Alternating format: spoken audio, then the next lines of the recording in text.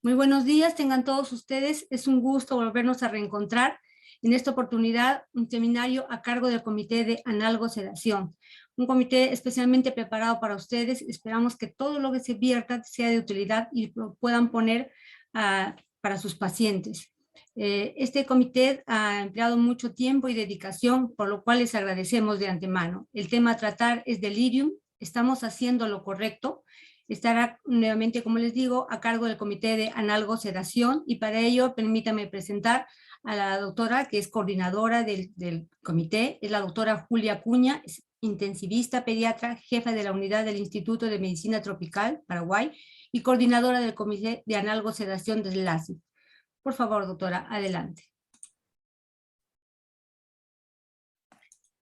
Muy buenos días, un placer estar de nuevo con un webinar de la SLACIP, un tema muy importante, un tema un poco olvidado probablemente por los pediatras, y entonces lo que quiere este comité es justamente tratar de poner al día todos los cambios que tenemos sobre la analgesia y la sedación, y recordar que el delirium está muy presente en las unidades de cuidados intensivos pediátricos, y también recordar que este cambio de nombre del comité, de Comité de Sedación y Analgesia a Comité de Analgosedación, es porque ya sabemos que lo más importante cuando tratamos de dar un confort al niño es la analgesia.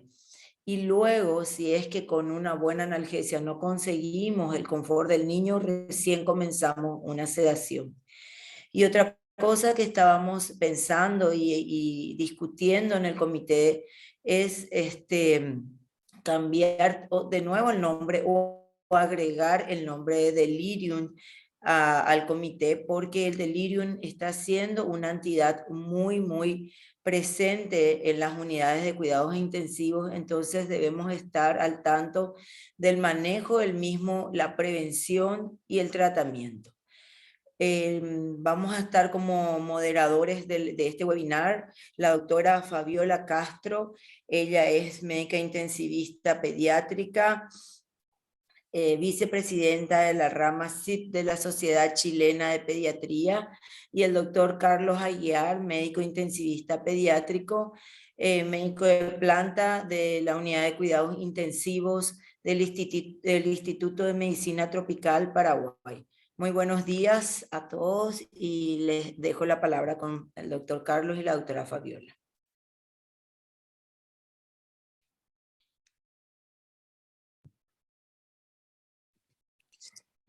Buenos días a todos, esperamos que disfruten de nuestro webinar hoy.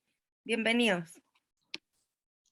Muy buenos días, esperemos que estén un excelente día y esperemos que disfruten también del webinar. Vamos a comenzar nuestra primera exposición con la doctora Analía Fernández. Ella es médica especialista en terapia intensiva infantil, jefa de la unidad de cuidados intensivos pediátricos del Hospital Durán, Buenos Aires, Argentina, y miembro del Comité de Respiratorio de la SLACIP. Buenos días, doctora Analía. Hola, buenos días a todos. Bueno, muchas gracias, Julia, por esta invitación. Muchas gracias al Comité de Analgosedación por invitarme a participar. Precisamente nuestros comités, el de respiratorio de analgosedación, tienen muchos puntos en común, ¿no? Nosotros estamos siempre reflexionando sobre cuál es el nivel de sedación adecuada y si estamos haciendo lo correcto en los pacientes en asistencia ventilatoria. Esta vez me toca más pensarlo desde otro lugar, el tema de la analgesia, así que ha sido todo un desafío verlo no solo en el paciente ventilado, sino en la globalidad de los pacientes en cuidados intensivos. Y lo cierto es que el tema del dolor no es un tema menor. Está claramente comprobado que los chicos que han sufrido dolor durante la internación en las unidades de cuidados intensivos sufren de un estrés psicofísico agudo que se manifiesta a través de las hormonas las hormonas reguladoras del estrés, que puede causar inmunosupresión, alteración de la cicatrización de las heridas, y también trastornos psicológicos como sensación de desesperanza, ¿sí? O alteraciones en el sueño. Pero este compromiso que es agudo y que está relacionado con el dolor agudo y que puede comprometer también la evolución del paciente, tiene impacto a largo plazo, ¿no? Y los chicos, sobre todo en neonatos, se vio que chicos que han experimentado procedimientos dolorosos, repetitivos, sufren hiperalgesia y alteraciones de la percepción al dolor en la primera infancia. Además de algunos estudios que muestran que tienen impacto psicológico también, como angustia excesiva ante la separación parental y síndrome de estrés postraumático. Y nosotros en las unidades de cuidados intensivos hacemos muchos procedimientos y tenemos muchos factores que desencadenan dolor, ¿no? Como les decía, el soporte ventilatorio es uno de ellos, pero también tenemos procedimientos invasivos que pueden llegar a ser entre 7 y 16 en los primeros 3 días, ¿no? En los estudios que investigaron cuántos procedimientos invasivos hacemos nosotros, sobre todo en el periodo de más inestabilidad de los pacientes, ciertamente hacemos procedimientos dolorosos o estresantes en un gran número, ¿no? Y encima dejamos colocados dispositivos invasivos que pueden desencadenar dolor, interrumpimos mucho el sueño y el ciclo sueño-vigilia, lo cual hace que el cuerpo maneje diferente el umbral del dolor y los inmovilizamos, ¿no? Con el dolor que eso también trae cuando uno no posiciona adecuadamente al paciente. Tenemos en nuestra cartera, digamos, para manejar estos cuadros, opioides y AINES, ¿no? Y en esto va un poco la charla, ¿no? Pero no deberíamos olvidar también que hay otras intervenciones que son las no farmacológicas, que están un poco olvidadas y que yo voy a dejar en 2 breves diapositivas al final, porque es en las que menos experiencia por ahí yo tengo, pero que me resultan interesantes y que me gustaría compartir con ustedes. Usé como disparador de esta presentación las últimas guías de la Society of Critical Care Medicine, porque están recién publicadas y me parecían que eran un buen esqueleto como para sentarnos a discutir qué era lo que pasaba. Estas guías que hablan de sedación, que hablan de manejo del dolor, de la agitación, del delirium y del bloqueo neuromuscular, tienen 11 recomendaciones relacionadas con la analgesia, y de esas 11 hay 5 que están particularmente relacionadas con el manejo farmacológico del dolor en la UCI. Y la charla decía, ¿no? El título de la charla, ¿uso opioides o debería empezar a usar más AINES o paracetamol? Y la primera recomendación que traen es ¿cuál es el tratamiento de primera línea para el dolor en los pacientes en las unidades de cuidados críticos? Y lisa y llanamente dicen la primera línea de tratamiento son los opioides. Y uno se sienta a pensar, ¿por qué no? Digo, cuando nosotros pensábamos no en el manejo multimodal del dolor, como lo aprendimos en pediatría, nosotros usábamos una escala de dolor y empezábamos siempre con los AINES. Y esto va derecho, y saltea los AINES y va derecho a los opioides, ¿no? Y fundamentan esta recomendación en 5 encuestas que dicen que el manejo principal del dolor está en todos y en todos los continentes, ¿no? Las unidades de cuidados intensivos está basado en esquemas que manejan opioides, ¿no? Principalmente morfina, pero también fentanilo o remifentanilo y oxicodona y hidromorfona en menor escala, y en 7 estudios randomizados en pacientes que están ventilados, porque en pacientes ventilados llamativamente no hay ni un solo intento de bajar la dosis de opioides usando AINES, aun cuando uno sabe que está haciendo procedimientos dolorosos y que podría por ahí manejarse multimodalmente, ¿no? Pero lo cierto es que los ensayos no dan esto y las recomendaciones por lo tanto se basan en la evidencia que tienen y no pueden decir nada diferente. ¿no? Ni siquiera pueden decir que haya más efectos adversos con uno que con otro. Ya les decía, la morfina es el fármaco más utilizado, y traen una advertencia, ¿no?, sobre la morfina y la hidromorfona en el caso de los pacientes con fallo renal, una recomendación sin mucho peso sobre el remifentanilo en la salida del respirador.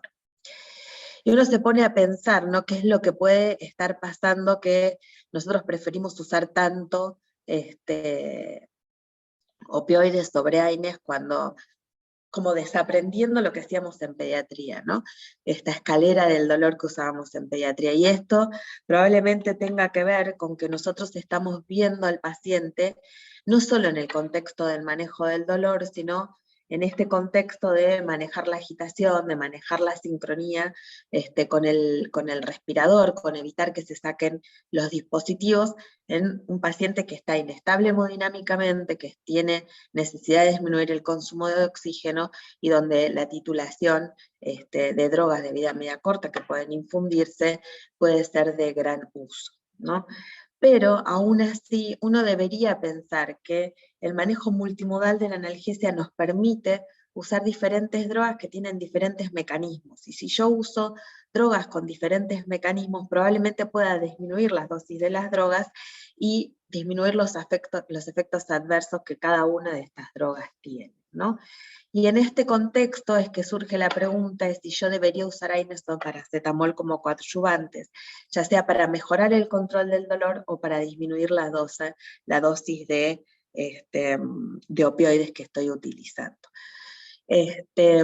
Las recomendaciones que salen de estas guías están exclusivamente dirigidos al control del dolor posoperatorio, y están dirigidos al control del dolor posoperatorio porque es donde hay ensayos randomizados que los sostienen, ¿sí? No hay ensayos randomizados que los sostengan, como yo les decía, exclusivamente en pacientes ventilados, ¿no? Estos pacientes posoperatorios pueden estar ventilados, pero están ventilados y manejando dolor posoperatorio, no solo en asistencia ventilatoria mecánica. Y estas recomendaciones, de nuevo, tienen una recomendación muy fuerte para usar AINES para mejorar el control del dolor, ya sea por vía endovenosa o por vía oral, utilizando AINES, pero ya la recomendación no puede ser tan fuerte y ya no hay tanta evidencia cuando uno quiere disminuir la dosis, ¿sí?, como coadyuvante para disminuir la dosis de opioides, y cuando uno pasa a paracetamol ya la evidencia es más débil todavía, ¿no? Y queda en sugerir usar paracetamol para controlar el dolor temprano o para disminuir la dosis de aire. Y vamos a ver un poquito en qué se sustentan estas recomendaciones, ¿no? Yo preferí, antes que traer un montón de estudios, traer esta revisión que me parece que en un solo cuadro muestra lo difícil que es para nosotros elegir. Y es difícil elegir porque de 31 ensayos randomizados, 10 en el grupo control tenían infusión de opioides, ¿sí?, y 21 tenían en el grupo control opioides intermitentes, ¿sí?, y ni siquiera estaban usando en el grupo control el mismo opioide. Y eso, sí, si ustedes, esto lo pueden ver acá, ¿no?, en este cuadro, ¿sí? Hay un grupo de ensayos que usan opioides en goteo continuo, y cuando intentan bajar la dosis, ¿sí?, agregándole al goteo continuo un AINE o un opioide, un AINE o paracetamol, perdón, usan esquemas absolutamente diferentes de AINES, inclusive pueden usar paracetamol asociado a un AINE, y termina habiendo 38 ramas de intervención que usan muy diferentes esquemas analgésicos, algunos en dosis múltiples por 24-72 horas, otros en una sola dosis a la salida del quirófano, ¿no? Estos son dosis múltiples y estos son una sola dosis o dos, pero siempre en menos de 6 horas. Y si uno mira en qué cirugías usaron esto, va desde adenoamigdalectomías, y uno se pregunta por qué uno usaría opioides, y hay en la rama control opioides, inclusive uno con un goteo de fentanilo, ¿sí? Hasta una craneoestenosis, pasando por todas las cirugías ortopédicas, las torácicas y abdominales, a veces por separado y a veces todas mezcladas. Con lo cual, lograr hacer una recomendación no es sencillo. Y cuando uno agrupa esto, lo que logra ver es que las conclusiones son difíciles, ¿no? Y uno lo que puede ver es que de 31 ramas de AINES que se compararon contra opioides solo, 27 lograron descender entre un 24 y un 30% la dosis de opioides. En cambio, el paracetamol, y por eso la recomendación de paracetamol probablemente sea más débil, solo 7 de 13 ramas lograron disminuir el uso de opioides. ¿Y qué pasa si yo sumo, ¿no? Por ejemplo, ketorolac más paracetamol, o diclofenac más paracetamol al goteo. Entonces yo logro más eficientemente lograr la infusión de opioides, o la dosis intermitentes, o las dosis de rescate de opioides, pero no pasa lo mismo si uso ibuprofeno o paracetamol, y esto es en un solo ensayo de muy pocos pacientes, ¿no? Pareciera ser que cuando los opioides se usan en infusión continua y se agrega un AINE o paracetamol, uno logra un mejor control de las escalas del dolor, porque 6 de 10 ensayos logran mejor control de la escala del dolor, contra 10 de 21 cuando se usan los opioides en forma intermitente. Pero le digo de nuevo, esto es muy difícil de comparar, porque en los ensayos, cuando uno se sienta a buscarlos uno por uno, hay comparaciones, la población es muy heterogénea. Si uno quisiera llevar esto a su propia población y hacer un esquema de manejo de sedanalgesia, tendría que asumir poblaciones muy diferentes probablemente a la propia a la hora de decidir, o individualizar por grupos de cirugía, lo cual complicaría aún más esto. Con respecto a los efectos adversos, porque yo les decía, uno espera usar dosis que la mezcla de drogas nos permitan tener menos efectos adversos. ¿Y qué efecto adverso le tiene uno miedo a los AINES? Bueno, el mayor riesgo de sangrado y de falla renal, que no es menor en los pacientes en cuidados críticos, ni en los posoperatorios, ¿no? O la depresión del sensorio, la hipotensión, la necesidad de revertir con naloxona en algunos pacientes que no están ventilados cuando uno está usando opioides. Y lo cierto es que la incidencia de efectos adversos es tan baja la reportada que es muy difícil hacer un análisis de descenso de efectos adversos. Y ni siquiera lo logra hacer esta revisión Cochrane, que se concentró específicamente en el uso de ketorolac, ¿sí? Que es uno de los que mejor perfil parecía tener, el que más bajaba algunos efectos adversos como los vómitos, bastante frecuentes en los posoperatorios, ¿sí? Y lo que logran ver es un descenso no significativo del uso de opioides en este balance general, sin lograr tener una expresión clara en el mejor manejo del dolor. Y como les decía antes, sin poder expresar claramente esto como un descenso de los efectos adversos, no porque no descendieron, sino porque es tan baja la presentación de efectos adversos que no hay. Por lo pronto, queda algo claro, y es que es seguro y que no hay aumento del fallo renal ni del sangrado. Y esto no es un dato menor, porque en 2005 la FDA había puesto un black box, una advertencia negra, se podría decir, en el uso de AINES en las cirugías, en el posoperatorio de cirugías cardiovasculares. Y esto fue porque en 2 ensayos que estaban utilizando AINES, que no eran estos AINES, sino inhibidores de la ciclooxigenasa 2, hubo un incremento de efectos adversos severos, y entonces apareció este black box relacionado con el uso de AINES en las cirugías cardiovasculares. Y ya aparecen estos ensayos, que también los toman las guías, en los que en un análisis, primero en un retrospectivo y después en un análisis observacional, se puede ver que el uso de ketorolac o de ibuprofeno, primero ketorolac sí en infusión y después ibuprofeno por vía oral en los 3 días que siguen, uno logra descender el uso de opioides, ¿sí?, sin incremento de sangrados ni fallo renal en los pacientes con posoperatorios de cirugía cardiovascular pediátrica. Y algo parecido pasa con el paracetamol, ¿sí? Este es un ensayo randomizado que se publicó hace poquito en el JAMA, hace un año, en el que la infusión de paracetamol, y esto es importante, ¿no? El paracetamol se inicia primero, ¿sí? Hacen 2 ramas, inician con infusión de paracetamol cada 6 horas, o morfina en infusión, y de acuerdo a la escala del dolor agregan infusión de morfina en un protocolo de pseudoanalgesia manejado por enfermería. Y consiguen en este ensayo disminuir un 66% el uso de opioides en el postoperatorio de cirugía cardiovascular de distintas complejidades. En esto también no lograron demostrar disminución de efectos adversos porque eran muy pocos, pero ni muchas diferencias en la escala del dolor, con muy buen manejo del dolor, pero sí este descenso significativo en el uso de opioides cuando se sumaron a estos pacientes el paracetamol. Y esta experiencia con el paracetamol o acetaminofén, como le dicen en Estados Unidos, se vio también en este análisis retrospectivo en 247 pacientes que no son pacientes exclusivamente de UCI, pero que el uso escalonado, primero utilizando paracetamol y después utilizando opioides, mostró que disminuía la exposición a opioides, y no solo disminuía la exposición a opioides, sino que además disminuía en horas los requerimientos de su uso.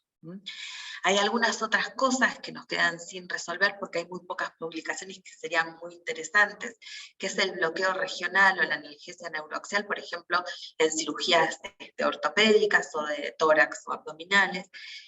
Como son solo reportes de casos, es difícil llegar a una conclusión, pero la suma de esta analgesia podría contribuir, ¿no?, a disminuir el uso de opioides cuando uno tiene los pacientes en terapia intensiva.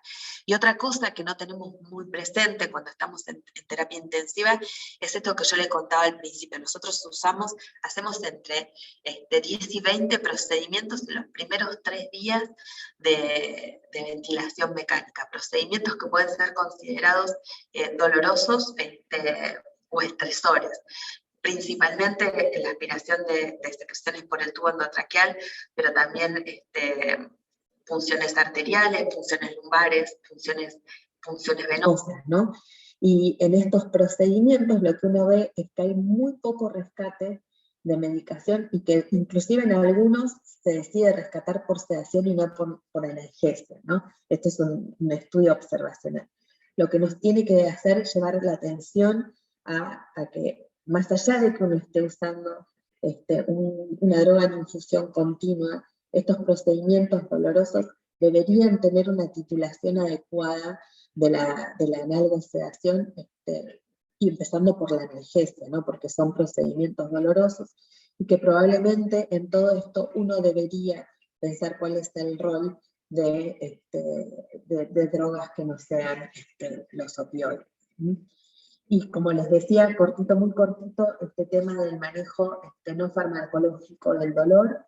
Ya hay muchos estudios de musicoterapia, y de hecho al principio la musicoterapia estaba como muy dirigida a los pacientes prematuros, ¿no?, con las canciones de cuna, o la música pentafónica, o algún estudio con grabaciones muy particulares, ¿no? Pero ya hay estudios en cirugía cardiovascular donde a los chicos les permiten escuchar la música que les gustaba desde antes, no se las traen pregrabadas, y esto disminuye mucho los niveles de ansiedad, los niveles de cortisol, y permite disminuir también los niveles de mejora de esta escala de dolor, y los rescates, disminuyen los rescates con opioides. Y ante procedimientos en lactantes, esto se puede hacer en prematuritos y en neonatos, pero está demostrado hasta los 12 meses de edad, la succión no nutritiva con líquidos dulces, endulzados, permite disminuir la ansiedad y la sensación de dolor. Con lo cual, como para finalizar, nos queda por averiguar qué rol tienen los AINES en los pacientes que están en soporte ventilatorio no postoperatorio, si es que tienen alguno, y si eso nos va a permitir mejorar la analgesia. Por lo pronto deberíamos al menos considerarlos ante los procedimientos, ¿no? Esto junto con la analgesia local, y empezar a implementar un poco más las medidas no farmacológicas y pensar al paciente más globalmente a la hora de controlar el dolor. Muchas gracias. Muchísimas gracias, doctora. Excelente ponencia, muy buena, doctora Analía Fernández. Hacerle acordar que las preguntas pueden mandar en el chat, ¿verdad? Que al finalizar las exposiciones vamos a estar compartiendo con nuestros ponentes. Vamos a estar con la doctora Milagros Figueroa Ramos, ella es decana auxiliar de investigación de la Escuela de Enfermería, enfermera intensivista en casi 30 años de investigación. Enfoca su investigación en delirio, analgosedación y sueño en poblaciones pediátricas y poblaciones pediátricas. El tema que va a estar compartiendo con nosotros es la utilización de las escalas de analgesia, sedación y delirium. Si han cambiado nuestro manejo. Bueno, espero, doctora Milagros, si es que pues.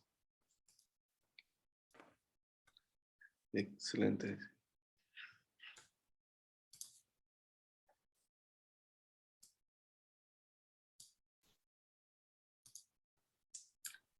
¿Se puede ver la presentación? Excelente, Milagros. Súper bien.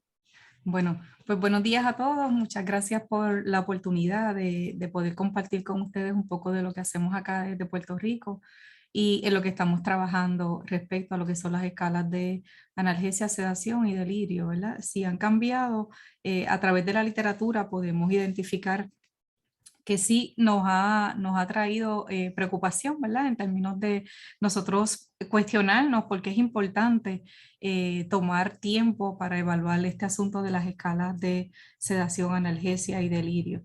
¿Por qué son importantes? Porque sin duda los pacientes experimentan diferentes fenómenos, ¿verdad? Diferentes comportamientos y a veces la sintomatología, ¿verdad? Se confunde en términos de si esto es un síntoma de delirio o es de dolor o es de síndrome de retirada o si tiene que ver directamente con la sedación.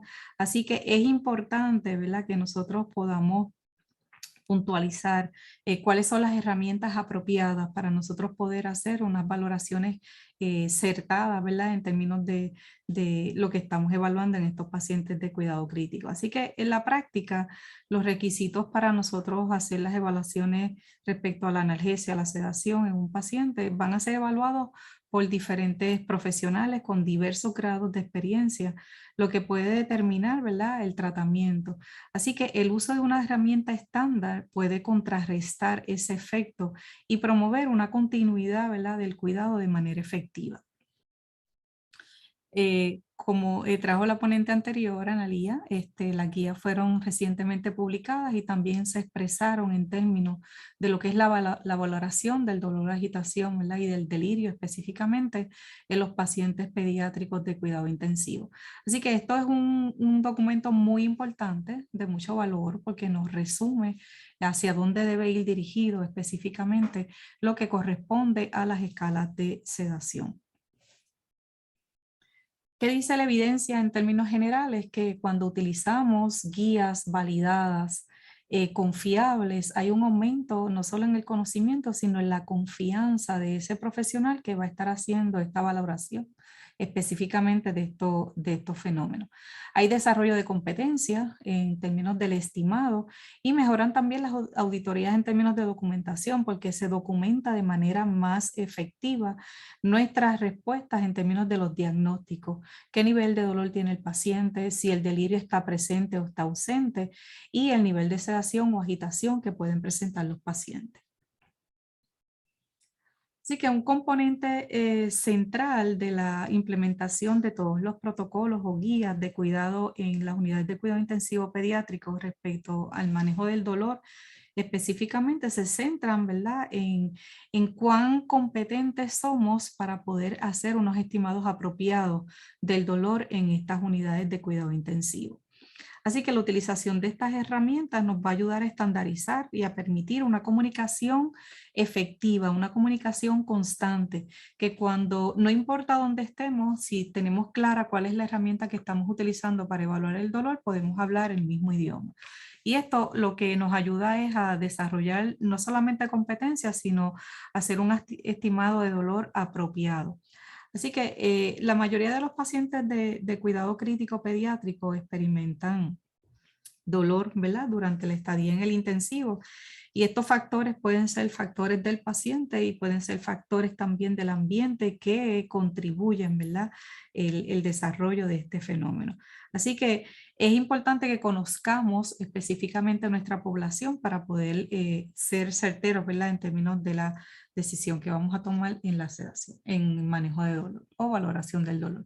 Así que debemos conocer que en términos de la valoración del dolor, existen unas herramientas específicas, herramientas que están dirigidas a la observación o el autorreporte. Siendo el autorreporte, ¿verdad?, el estándar de oro. Todos los pacientes que sean capaces de reportar, de comunicarse, es importante que hagamos esa valoración directamente con el paciente. Y los pacientes que no pueden comunicarse, pues entonces vamos a tener otras alternativas para nosotros poder hacer unas observaciones específicamente por unos síntomas que presenta el paciente.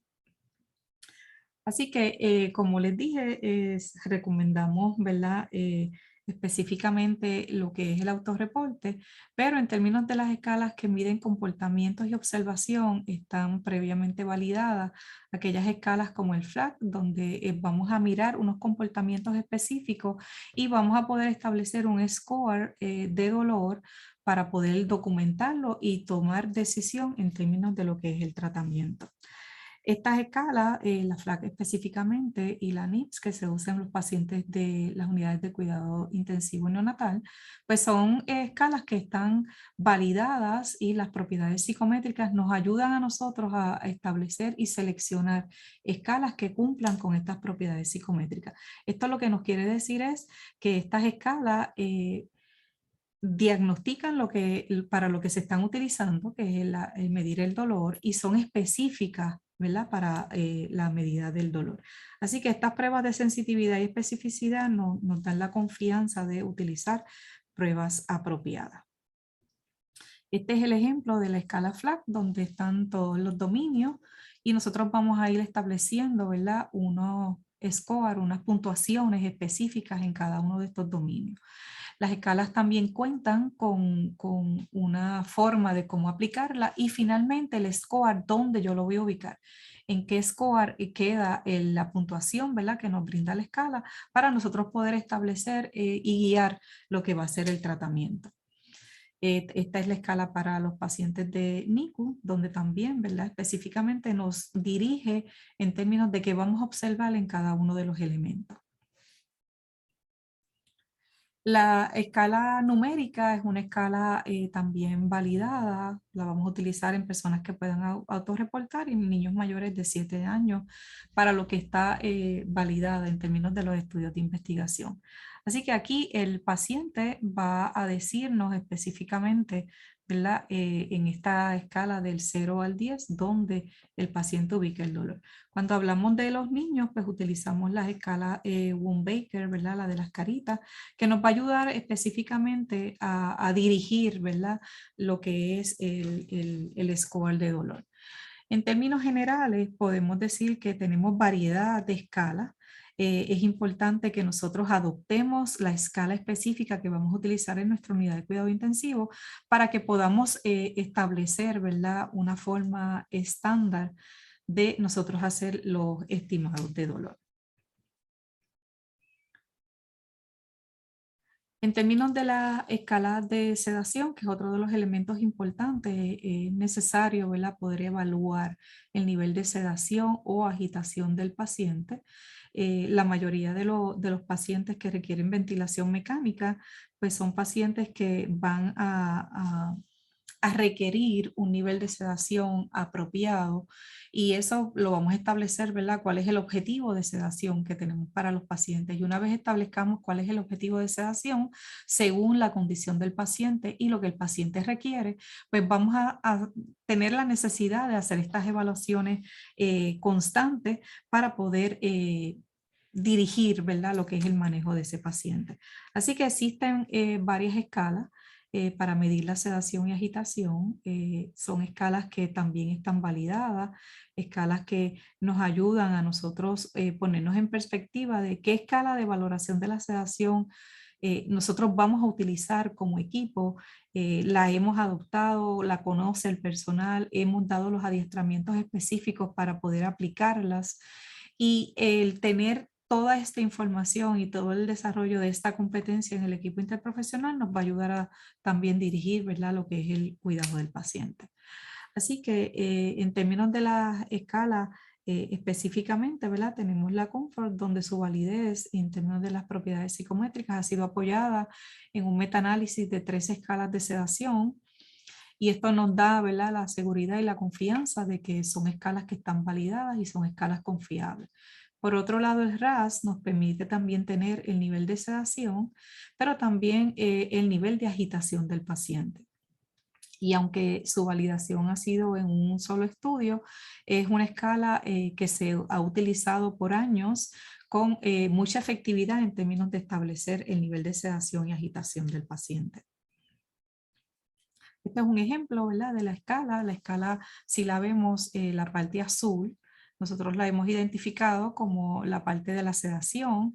Está el criterio en la puntuación, cuál es el criterio que estamos evaluando y cuál específicamente es el comando que le vamos a dar al paciente o cuando vamos a estar haciendo la evaluación. Y es importante que miremos que la escala de agitación y sedación, nosotros tenemos 2 tipos de estímulo, es el estímulo verbal y el estímulo físico. Es importante que no toquemos al paciente cuando vamos a hacer ese assessment, esa valoración, porque tenemos que darle un estímulo verbal inicial para nosotros asegurarnos cuál es la respuesta del paciente.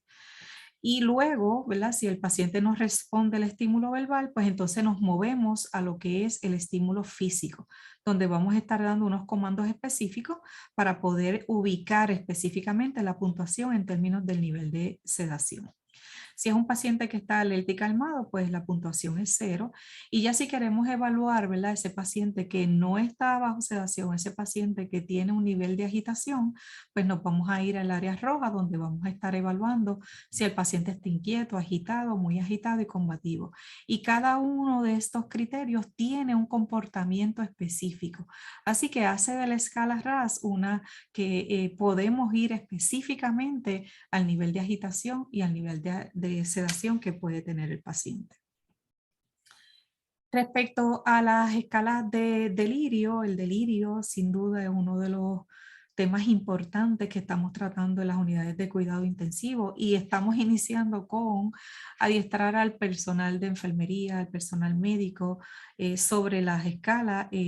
Lamentablemente en Puerto Rico no hemos avanzado mucho en términos de la implementación de estas escalas en las unidades de cuidado intensivo. Estamos dentro de esa agenda para que tener, ¿verdad?, todas estas escalas ya dentro de nuestro récord electrónico o el personal que tenga las competencias apropiadas para ello.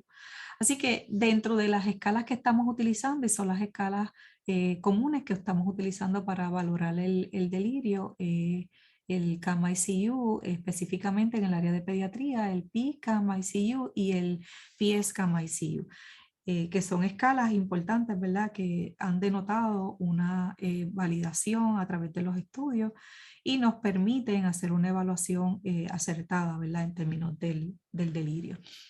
Este método fue adaptado, ¿verdad?, de los métodos que utilizaban para las evaluaciones de adultos, y tenemos instrumentos para medir los niños de 5 años o más y niños de menos de 5 años. Así que estas son las propiedades psicométricas del PCAM-ICU, que es el de pacientes mayores de 5 años, y el PS-CAM-ICU, que es la escala que vamos a utilizar para los niños que son menores de 5 años. Así que estas son las pruebas de sensitividad y especificidad que nos ayudan a poder establecer, ¿verdad?, con seguridad la evaluación del delirio en estos pacientes. Este es el PCAM-ICU, que es el de pediatría. Vamos a mirar la parte de los cambios agudos y fluctuantes en el estado mental del paciente, la inatención, la alteración en el nivel de conciencia y el pensamiento desorganizado.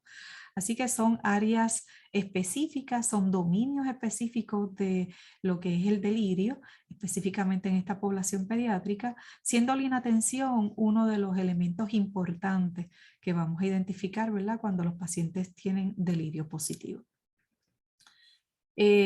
Hay dos áreas específicas, ¿verdad?, que es el estado de la conciencia y el contenido de la conciencia. Son dos elementos que evaluamos cuando estamos haciendo nuestras valoraciones respecto a lo que es el delirio. Así que el primer paso que vamos a establecer es el nivel de conciencia del paciente para evaluar específicamente esa fluctuación o cambios agudos en términos de lo que es el nivel de conciencia. Luego de eso, vamos a mirar, una vez tenemos el criterio 1, que es el estado de confusión agudo y fluctuante, el criterio 2 es la inatención, que es otro de los elementos, y la alteración en la conciencia y el pensamiento desorganizado. Una vez nosotros evaluamos este contenido de la conciencia, lo vamos a utilizar con estas escalas validadas. En este caso le estoy hablando de lo que es el CAM-ICU, el PCAM-ICU, el PSCAM-ICU. Así que iniciamos con ese nivel de conciencia y vamos a buscar esa fluctuación, ese cambio agudo, un curso fluctuante de lo que es el nivel de conciencia de este paciente o el estado mental del paciente. Así que estas dos preguntas son importantes para nosotros establecer si hay un cambio o si ha fluctuado ese nivel de conciencia del paciente. Nos movemos a la evaluación de la inatención y la inatención la vamos a hacer, ¿verdad?, en estos pacientes que pueden tener contacto con el paciente, dándole unos comandos de unas letras y evaluando cuál es la capacidad de atención que tiene este paciente. Y lo podemos utilizar a través de los dibujos. Se le muestran los dibujos al paciente y vamos a evaluar si el paciente recuerda, ¿verdad?, esos primeros dibujos que le hemos mostrado cuando les vamos mostrando los siguientes 10 dibujos. Así que es una forma de nosotros poder evaluar, ¿verdad?, ese estado de atención del paciente. En el criterio 3, que es la alteración en el nivel de conciencia, aquí el criterio es que es positivo si el RAS no es 0.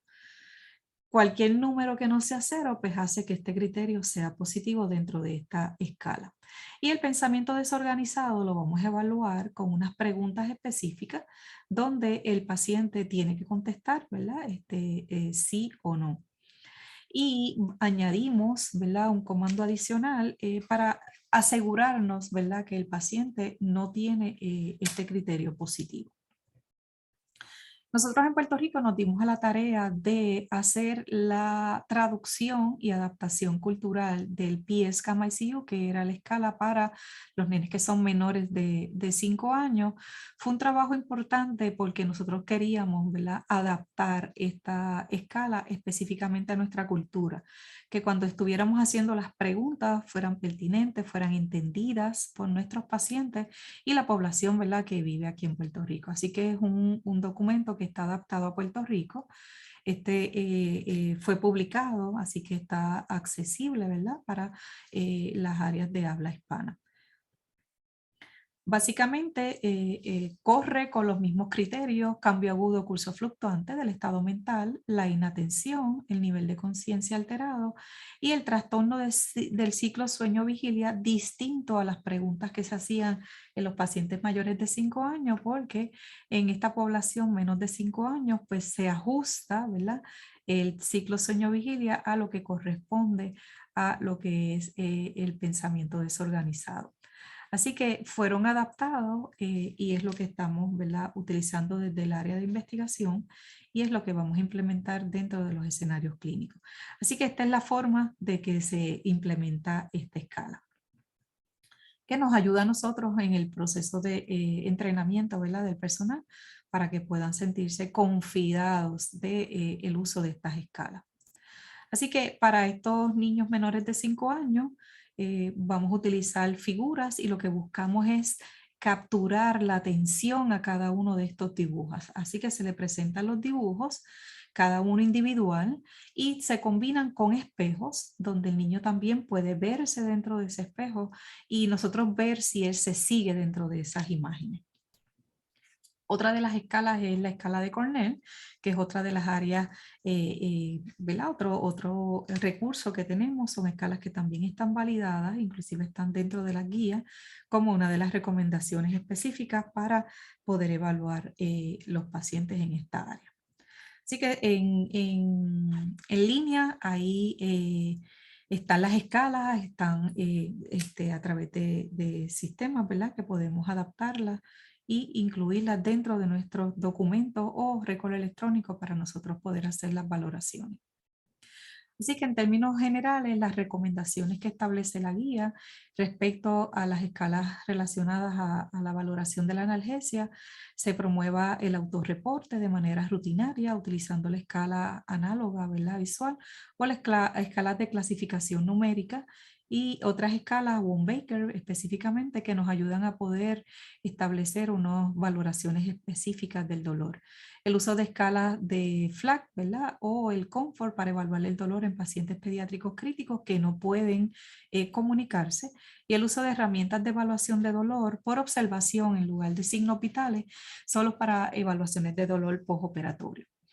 En términos de la sedación, en todos los pacientes pediátricos que requieren ventilación mecánica se debe establecer el objetivo de sedación y utilizar una herramienta de evaluación de sedación validada, por lo menos una vez al día, que tengamos consistentemente estas valoraciones de sedación y agitación. Y en términos del delirio, el uso de métodos de evaluación, ¿verdad? De la confusión válidos y confiables, puede ser el PSCAM-ICU y también el Cornell, o una escala que ustedes determinen como clínico, basado en los recursos, basado en la disponibilidad, basado en lo que ustedes como equipo determinen que van a ser sus escalas de sedación, agitación y delirio. Lo importante en este aspecto es que seleccionemos nuestras escalas, que sean escalas que estén validadas científicamente y que el personal tenga las competencias específicas, ¿verdad? Para poder hacer estos estimados, estas valoraciones específicas en estas tres áreas tan importantes.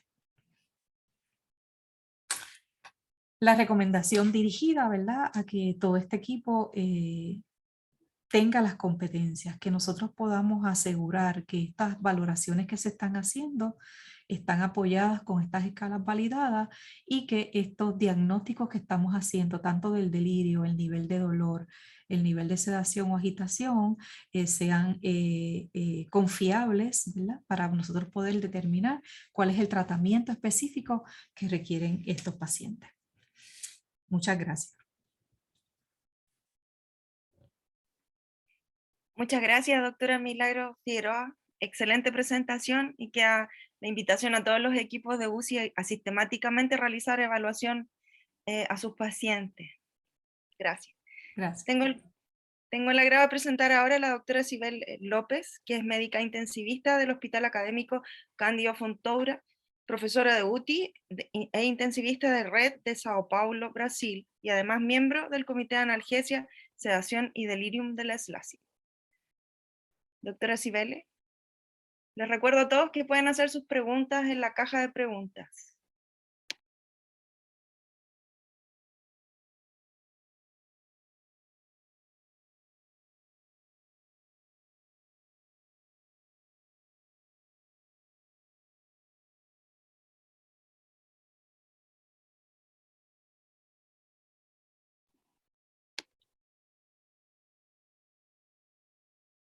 La doctora nos va a hablar del uso de benzodiazepinas versus dexmedetomidina.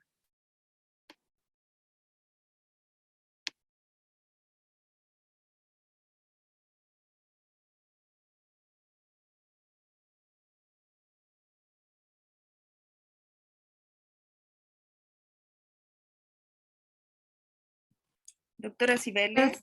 Doctora Sibel, por favor, su micro.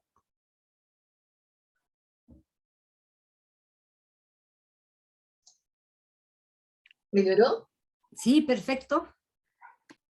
Oh. vamos falar sobre benzodiazepínicos e dexmedetomidina, que é um tema importante na unidade de cuidados intensivos.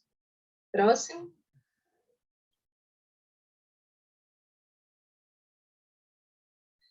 Falar uma breve definição sobre delírio. Delírio pediátrico é uma síndrome clínica de disfunção cerebral aguda, caracterizada por um distúrbio flutuante na cognição e consciência, com uma alta prevalência na unidade de cuidados intensivos, em torno de mais ou menos 34%, de acordo com as mais recentes revisões. O próximo. Crianças gravemente enfermas, o delírio está relacionado com a morte e mortalidade, tempo de internação na unidade de cuidados intensivos, hospitalar prolongados, tempo de ventilação mecânica, elevados custos hospitalares e sequelas cognitivas a longo prazo. Próximo.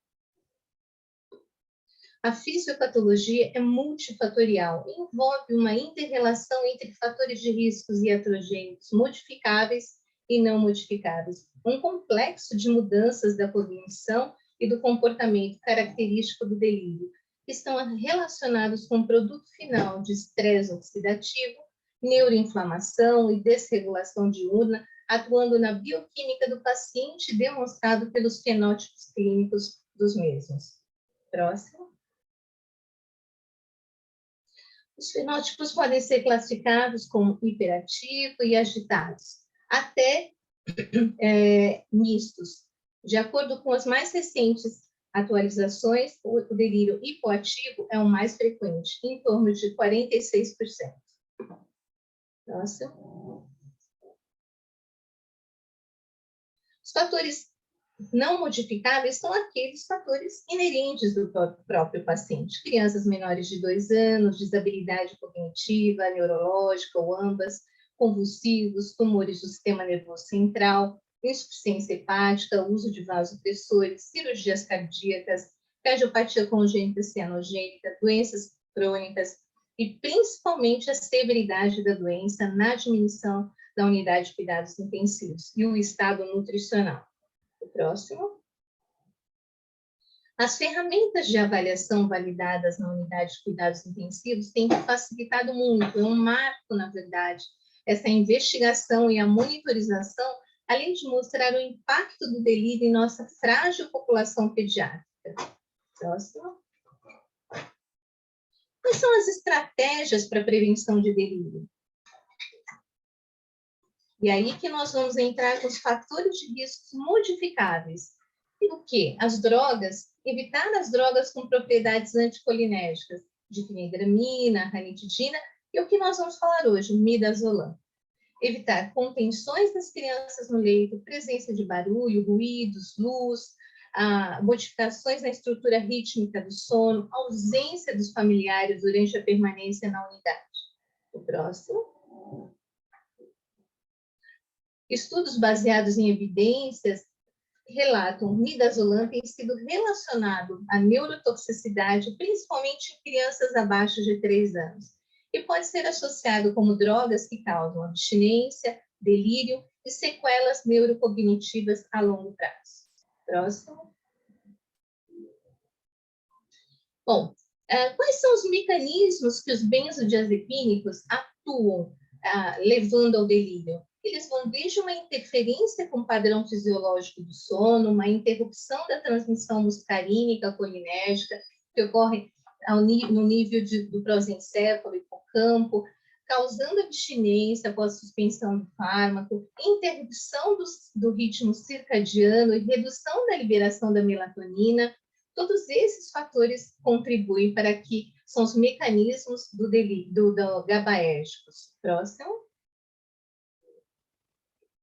Gillian e colaboradores, nesse estudo, ele indica memórias que as crianças apresentam memórias delirantes em quase 1/3 das crianças associadas, ambas com a duração de administração de benzodiazepínico e opioides, e subsequente risco para síndrome pós-traumática aguda em crianças gravemente enfermas após internação na unidade, que é o famoso PICS.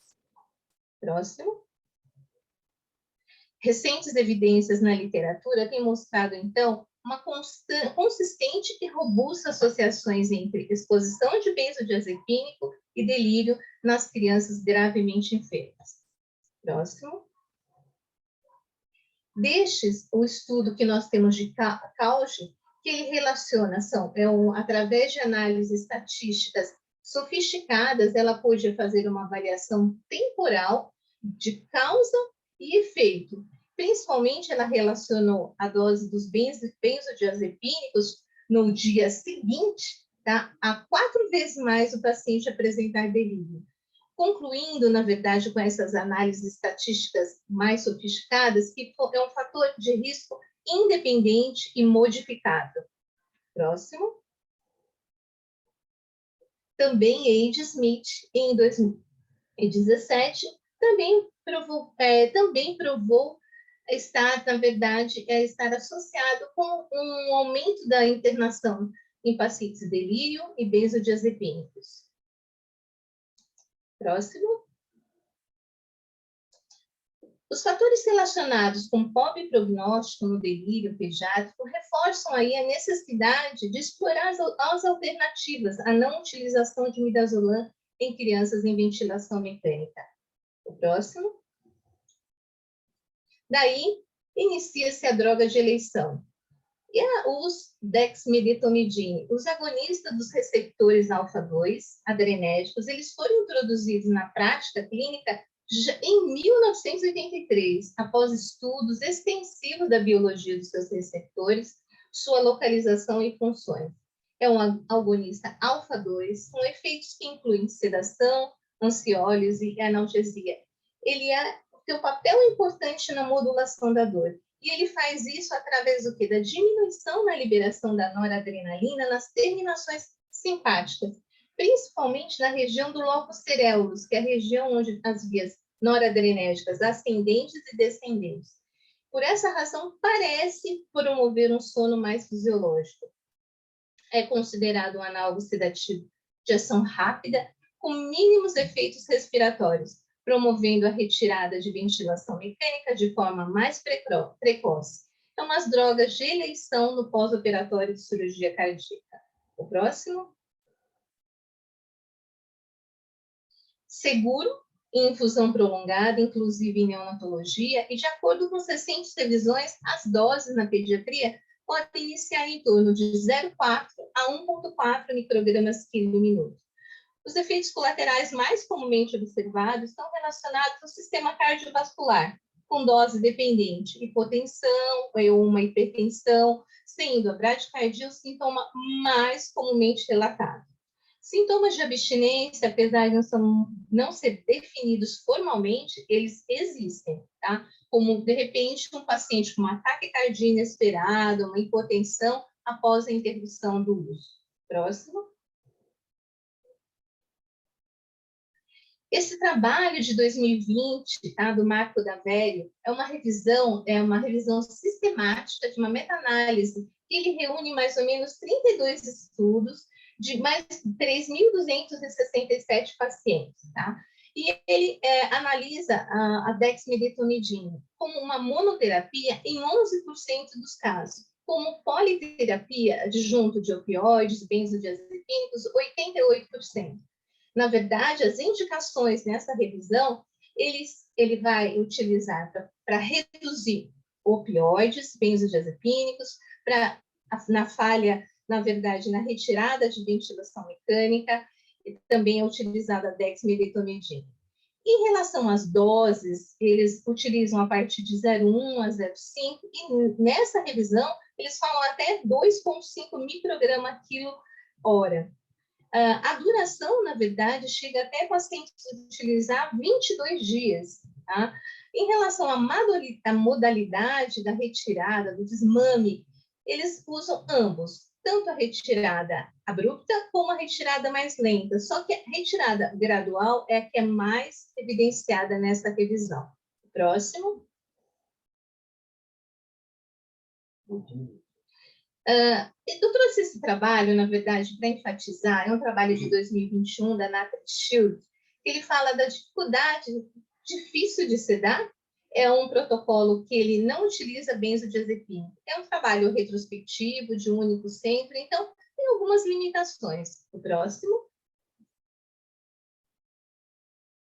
O objetivo primário desse é analisar a porcentagem de crianças que tiveram sucesso utilizando protocolos sem benzodiazepina e relatar a associação com melhor prognóstico, mortalidade, extubações inexplicáveis, duração da ventilação mecânica, tempo de internação e a necessidade para tratar a abstinência.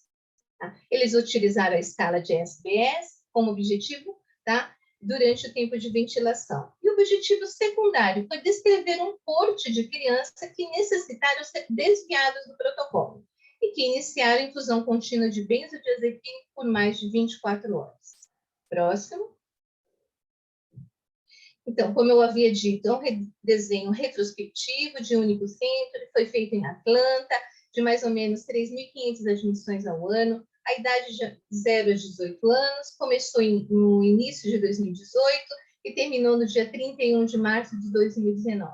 Como critérios de exclusão, status epiléticos, injúria cerebral, parada, foram tirados do protocolo. Próximo.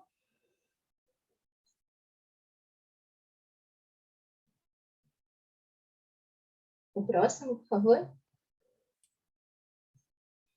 Protocolo de análogo-sedação, eles utilizaram os analgésicos mais utilizados, incluíram morfina, fentanil e hidromorfona. Os sedativos usados incluem midazolam e lorazepam.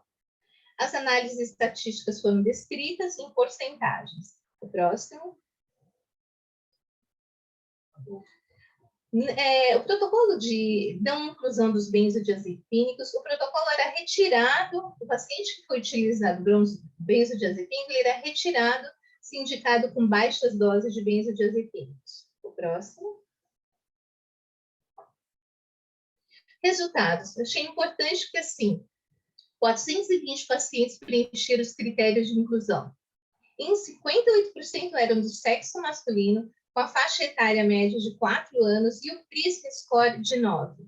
17,2% das crianças tinham desabilidades, 4,9% tinham desordens cromossômicas, 11,3% tinham histórico de prematuridade, 1,1% eram autistas e 0,9% submetidos a hemofiltração venovenosa e 1,1% ventilação com oscilador de alta frequência.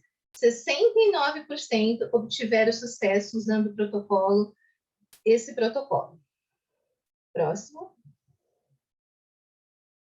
Bom, antes do protocolo, em setembro de 2017, a unidade de cuidados intensivos do local ele usava a infusão de midazolam como primeira linha em todos os pacientes em ventilação mecânica. Nesse estudo, ele foi descrito com sucesso a implantação do protocolo, sem utilizar benzodiazepínicos em 70% dos pacientes intubados. Então, nos grupos que previamente descrito como difícil de sedar, lactentes, crianças com disabilidade, esse protocolo ASP, ele funcionou, tá? Sem o paciente sem agitação excessiva. Então, difícil de sedar ou não reconhecimento de delírio? O próximo. 30% dos pacientes foram desviados do protocolo e iniciaram com infusão contínua de benzodiazepínico. Interessante falar aqui que a maior parte foi durante as visitas diurnas, onde tinha a equipe multidisciplinar presente. Daí a necessidade de futuros estudos para definir esse corte de crianças que falham na abordagem de análogo-sedação habitual e identificar melhores práticas para manejo a fim de otimizar o prognóstico a essa população. Conclusão, o protocolo de análogo-sedação foi associado com benefícios, incluindo diminuição de abstinência por opioide, tempo de ventilação e internação na unidade de cuidados intensivos. O próximo. Bom, para finalizar, eu trouxe duas recomendações, uma da Academia Europeia, de 2022, e da Society of Critical Care Medicine, de 2022 também, PANDEM. Ambas, elas reforçam a redução de fatores modificadores, particularmente reduzindo benzodiazepínicos, uma forte evidência. Primeira linha de estratégia como sedativo, alfa-agonista, uma moderada evidência. De acordo com alguns autores, o uso de alfa-agonistas pode reduzir dose cumulativa de analgésicos e sedativos. O papel dos alfa-agonistas no tratamento de síndrome de abstinência necessita ser confirmado. Entretanto, ambos, tanto clonidina como dexmedetomidine, podem ter uma ação potencial na prevenção e tratamento da síndrome de abstinência, devido ao mecanismo de redução e supressão de catecolaminas ocasionado pelo opioide. Dessa forma, a dexmedetomidine também ele é promissor, mas são estudos casuais ainda sugerindo o papel dela no tratamento do delírio pediátrico. Próximo. Segue algumas referências e agradeço a atenção. Muito obrigada.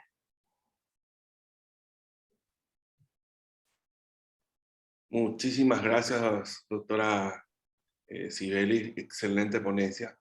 Seguidamente vamos a estar con la siguiente ponencia, pero sin antes hacerles recordar de sus respectivas preguntas o dudas que tengan para los panelistas, ¿verdad? Bueno, ahora vamos a estar con la doctora Azucena Salvatierra. Ella es médica fisiatra, jefa del Servicio de Medicina Física y Rehabilitación del Hospital Carlos Van Buren de Valparaíso, Chile. El tema que van a compartir con nosotros es sobre el equipo de movilización temprana en la prevención del delirio. Doctora Azucena Salvatierra, esperamos si puede hablar ya, no sé si tienes prendido el micrófono. Hola, gracias. ¿Se escucha? Sí, se escucha, doctora. Excelente, súper bien, se escucha. Bueno, agradecer a los organizadores por la invitación. Y bueno, este es un tema que a los fisiatras nos apasiona, la movilización precoz.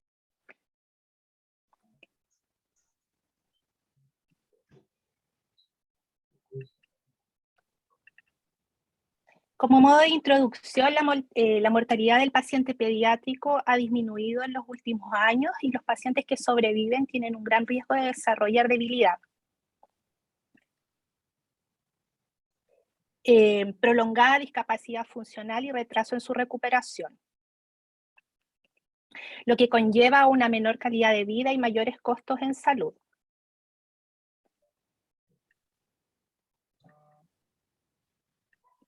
Tengo un problema acá técnico, un momento. Ahí sí. Las UCI pediátricas tradicionalmente han tenido una cultura que es un paradigma en que los pacientes, los niños gravemente enfermos son intubados, ventilados e inmovilizados y altamente sedados.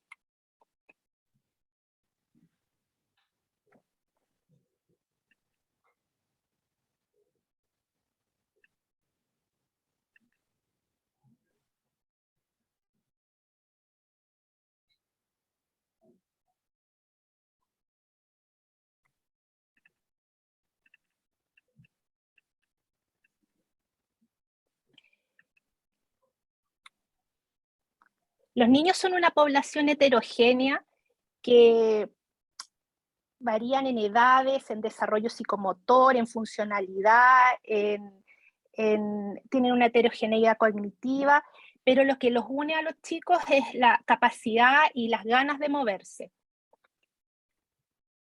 Según estudios, la inmovilización es frecuente en las unidades de cuidados intensivos. Este es un artículo de la doctora Chong del año 2014, en donde entre el 13 al 32% de los niños solamente son movilizados en las UCI pediátricas, donde la movilización precoz es realizada solo en un 9,5%, lo que es muy bajo. En los niños con patología médica, el promedio de inicio de la movilización es a los 5 días, los niños con patología quirúrgica 9 días y en los ventilados 14 días, con una demora más o menos de 7 días en solicitar terapias de rehabilitación, tanto kinésica como terapia ocupacional. En las UCI pediátricas se describe y en la literatura describe el tema del paradigma de la UCI, en donde el niño críticamente enfermo está intervenido, tiene múltiples dispositivos tecnológicos, dispositivos médicos, invasivos, es un niño que necesita ser estabilizado tanto cardiopulmonarmente, para su recuperación, por lo que hay que sedarlo, y esto conlleva un círculo vicioso que hay que inmovilizarlo, si el niño se agita, hay que sedarlo más, y todo esto finalmente cuando el niño sale adelante, ya hay un desmedro en su funcionalidad, lo que conlleva una disminución en su calidad de vida y el desarrollo del síndrome post-cuidados intensivos o PICS. Entonces lo que debemos hacer es cambiar este paradigma de sedación y movilización. El síndrome post-cuidados intensivos es una deficiencia de las funciones cognitivas, mentales y físicas que siguen una enfermedad crítica que se asocia en gran parte a la inmovilización prolongada. Y en el niño es crítico porque es un cerebro que está en desarrollo, y el síndrome post-cuidados intensivos afecta tanto la esfera física, cognitiva, emocional y social. Incluso se pueden ver secuelas que pueden ser de meses e incluso años después de una estadía en la unidad de cuidados intensivos. ¿Y cómo solucionamos esto? ¿Qué podemos hacer? ¿Cómo podemos cambiar el paradigma? Y aquí, bueno, es el trabajo en equipo, donde nos tenemos que unir. Desde la teoría de trabajo en equipo, bueno, se habla del trabajo multidisciplinario, donde diferentes disciplinas trabajan con una misma persona, con sus propios límites profesionales y a menudo sin que el conocimiento de la práctica de sus otros compañeros de trabajo. Esto es la típica, hacer interconsulta o llamar al terapeuta o que venga el fonoaudiólogo. Esto debe cambiar, debe virar hacia un trabajo interdisciplinario, en donde el foco está centrado en el paciente, que exista un consenso entre los objetivos y las intervenciones, que haya comunicación, que haya coordinación, que haya planes de tratamiento integrales y con objetivos transversales en todas las disciplinas. Y la idea es finalmente migrar a un trabajo transdisciplinario, en donde los métodos usados en una disciplina se transfieran a otra con una ampliación del conocimiento. Así los intensivistas puedan trabajar con los fisiatras, kinesiólogos, fonoaudiólogos, terapeutas ocupacionales, trabajadores sociales, psicólogos, enfermería y TENS, centrándonos en el paciente y incluyendo a la familia. Todo esto, el trabajo en equipo, tiene que ser ordenado, tiene que ser organizado. Y ahí está el tema de la rehabilitación, que tiene que ser precoz, interdisciplinaria. Y la literatura ha desarrollado y se han desarrollado en distintos hospitales protocolos o paquetes de intervenciones, que los vamos a conversar y se los voy a mostrar brevemente. Uno es el ABCDEF Bundle, que muestra cómo a través de múltiples intervenciones podemos mejorar los outcomes del paciente en relación al dolor, pruebas de despertar de respiración espontánea, bueno, la selección de la analgesia y la sedación, el delirium no se nos puede pasar, hay que evaluarlo, prevenirlo y tratarlo, la movilización precoz, y el empoderamiento de la familia, compromiso, incluir a la familia. El otro modelo que se lo estoy presentando, el PQ Liver Aid, agrega, es muy parecido, pero agrega el tema del sueño, de que el niño tiene que hacer un ciclo sueño-vigilia, que pueda lograr dormir en la noche, que tenga comodidad, que no tenga interrupciones en su sueño, pero también hace hincapié en la prevención del delirium, en la movilización precoz, agrega la nutrición como eje importante y la humanización del cuidado. Bueno, hay que cambiar el paradigma. El paradigma antiguo es que la rehabilitación entraba un poquito antes de la desconexión del ventilador y bueno, ahí se ven los resultados en el fondo de recibir un niño que posteriormente queda secuelado. Versus el paradigma actual y el que es más integrativo es que trabajemos a la par, que nos vamos incluyendo desde el momento en que el paciente se empieza a estabilizar precozmente. Se describe en la literatura entre 48 a 72 horas de ingresado al UPC, y a través de protocolos estandarizados y cada vez aumentando las intervenciones de rehabilitación para cuando llegue el momento de la desconexión, el niño ya esté con un trabajo de rehabilitación y tenga las menos secuelas posibles. Uno de los protocolos es del Hospital Johns Hopkins, que es el PICO App de movilización precoz, que muestra 3 niveles de intervención. Está muy claro, muestra los pacientes que son excluidos, que tienen membrana extracorpórea o cirugías abiertas de abdomen o tórax, o fracturas inestables. Cada nivel de intervención está con sus parámetros y las actividades que se realizan. Y también hay criterios para parar la intervención en caso de cambios hemodinámicos o ventilatorios. Otra intervención es la que propone el hospital de McMaster, que ellos proponen no dejar indicaciones de reposo. Al revés, ellos hablan que hay que mover al niño, excepto que haya una contraindicación o que tenga un riesgo, y ellos hablan de riesgo bajo, moderado y alto a la movilización de acuerdo a los parámetros establecidos que están ahí, que se los estoy presentando. Y luego de clasificarlos o estratificarlos, ingresan al protocolo de movilización, que va desde movilización pasiva a movilización pasivo-asistida. Siempre teniendo en cuenta que si hay algún cambio hemodinámico, ventilatorio que está ahí en amarillo, se detiene la intervención y se vuelve a reevaluar. Y es un ciclo. Esto se hace diariamente, se hacen visitas para saber el plan de movilización que se acuerda con el intensivista, se conversa, y el plan de movilización para el paciente. Bueno, como le dije, los niveles de movilidad van desde movilidad pasiva, movilidad activa y activa asistida. Al paciente que no tiene indicación de movilización, igual se pueden hacer intervenciones, quimioterapia respiratoria, movilización pasiva para mantención de rangos, optimización del posicionamiento para prevención del síndrome de inmovilización. Ya cuando podemos partir el movimiento en cama, podemos realizar fortalecimiento muscular, movimientos activos asistidos, giro en cama, trabajo con psicoergómetro. Cuando vamos avanzando y ya podemos llevar al paciente a sedente borde cama, trabajamos transferencias, tolerancia al sedente, fortalecimiento muscular, ejercicios, control de tronco, etc. Posteriormente, ya cuando vamos avanzando en el protocolo, el paciente, la idea es sacarlo de la cama. Estas son imágenes de pacientes del Hospital Carlos Van Buren.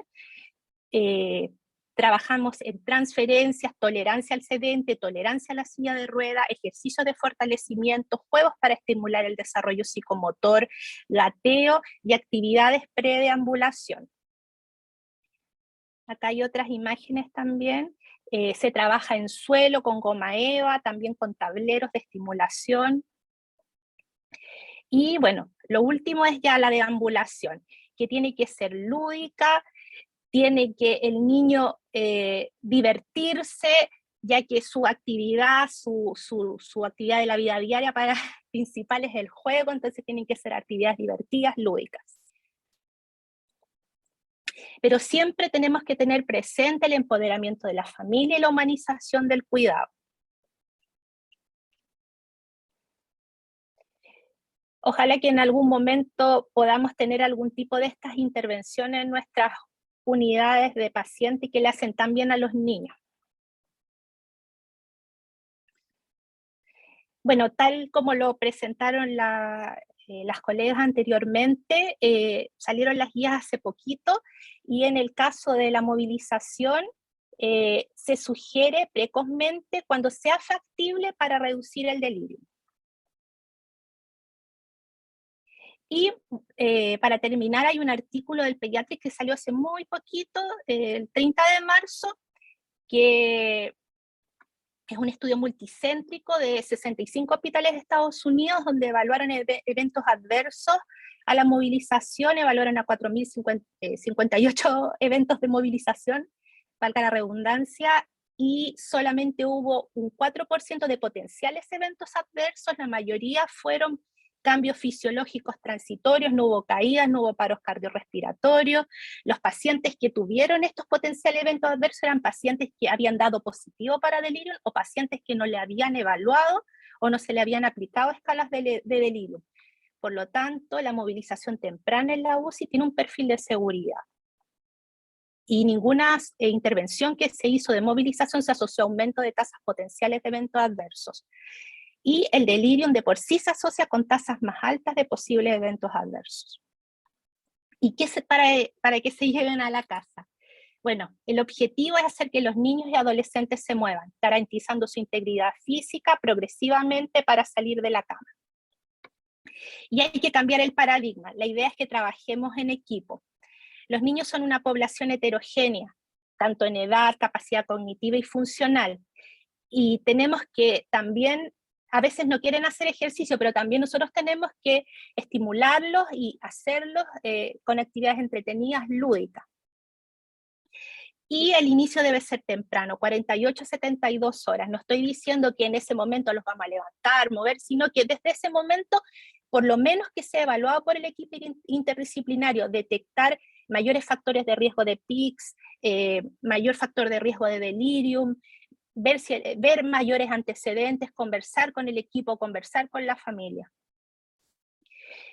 Y siempre tener protocolos de movilización que velen por la seguridad de los niños y los adolescentes y que incluyan paquetes de intervención como los que les presenté. Y si se cumplen estas condiciones, moverse es seguro. Gracias. Muchas gracias, doctora Susana Salvatierra. Excelente exposición y un tema muy importante a tomar en cuenta dentro de todos nuestros equipos de unidad de cuidados intensivos pediátricos. Ahora le toca el turno a la doctora Eugenia Terán, que es intensivista infantil en el Hospital de Niños Ricardo Gutiérrez de Buenos Aires, Argentina, miembro del Comité de Analgesia, Sedación y Delirium de SATI y es LACIP, y nos explicará qué significa la H en el manejo de los pacientes y qué impacto ha tenido. Así que dejamos a la doctora Eugenia Terán. Muchas gracias, Fabi.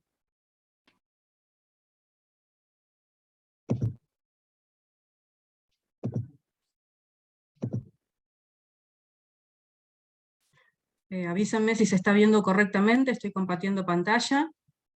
Sí se ve, pero no se ve la presentación completa. Ahora listo.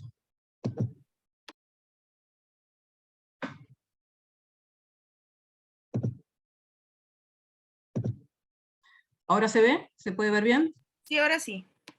Perfecto, bueno, muchas gracias Fabiola, bueno, muchas gracias al comité, la verdad que excelente las exposiciones de todos los doctores que han estado previamente a mí, así que me han facilitado mucho el poder yo hablar de este tema, que es ni más ni menos que humanizando los cuidados intensivos, ni más ni menos que la famosa H, del cual han venido hablando desde la primera charla hasta la última que ha dado ya la doctora Salvatierra. ¿Qué significa la H? Bueno, ni más ni menos que eso, ponerle humanidad a los cuidados intensivos, cosa que parece que a lo largo de estos años nos hemos ido olvidando, le hemos dado prioridad siempre a la parte tecnológica y lamentablemente nos hemos olvidado de que en esos pacientes no solamente estamos tratando con seres humanos, pequeños en este caso, sino también con toda la familia.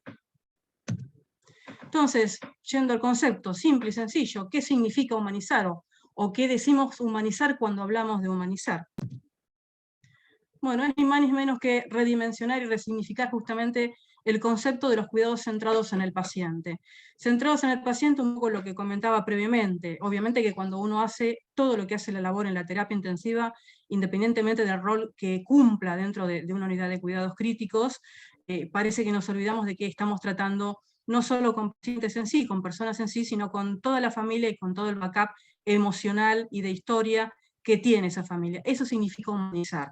No solo ver la patología, sino ver todo lo que va detrás de la patología de ese paciente que está ahora en este momento en una de nuestras camas.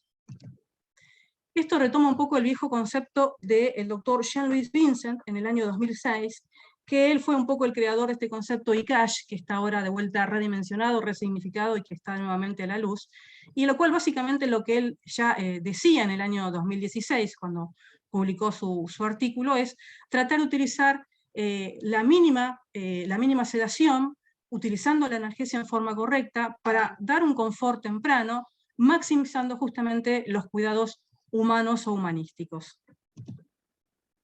Entonces, resumiendo ni más ni menos lo que vengo diciendo desde el inicio, agregamos la H a nuestro conocido bundle, del cual ya la doctora Salvatierra tuvo una ponencia larga y explicó muy bien de qué se trataba, en la cual ahora agregamos ni más ni menos que esa H. La A, la B, la C, de la E, de la F, la han venido ya exponiendo largamente el resto de mis colegas, así que no me voy a dedicar a eso, ya que no es el tema que me compete ahora. Entonces, ¿qué nos enseña este famoso concepto H? Bueno, es muy simple.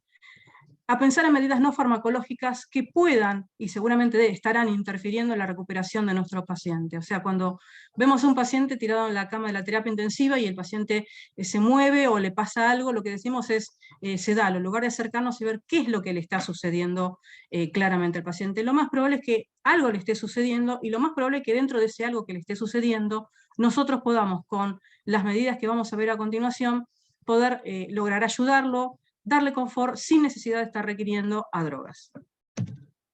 Bueno, uno de los grandes problemas que tenemos, creo que en todas las terapias del mundo, demasiado ruido, ¿sí? La Organización Mundial de la Salud ya ha establecido que los niveles ideales de ruido para trabajar son 30, 35 decibeles. Si nosotros ponemos una famosa oreja electrónica, la verdad que esos decibeles son, diría que ampliamente duplicados en cualquier unidad, ni hablemos en el turno de mañana, que es donde hay más tránsito por interconsultores, por cosas que se tienen que hacer, ni hablemos los primeros días, ya como lo dijo la doctora Analía Fernández, las primeras 48, 72 horas es donde más procedimientos el paciente requiere, en cualquier momento, específicamente a la mañana.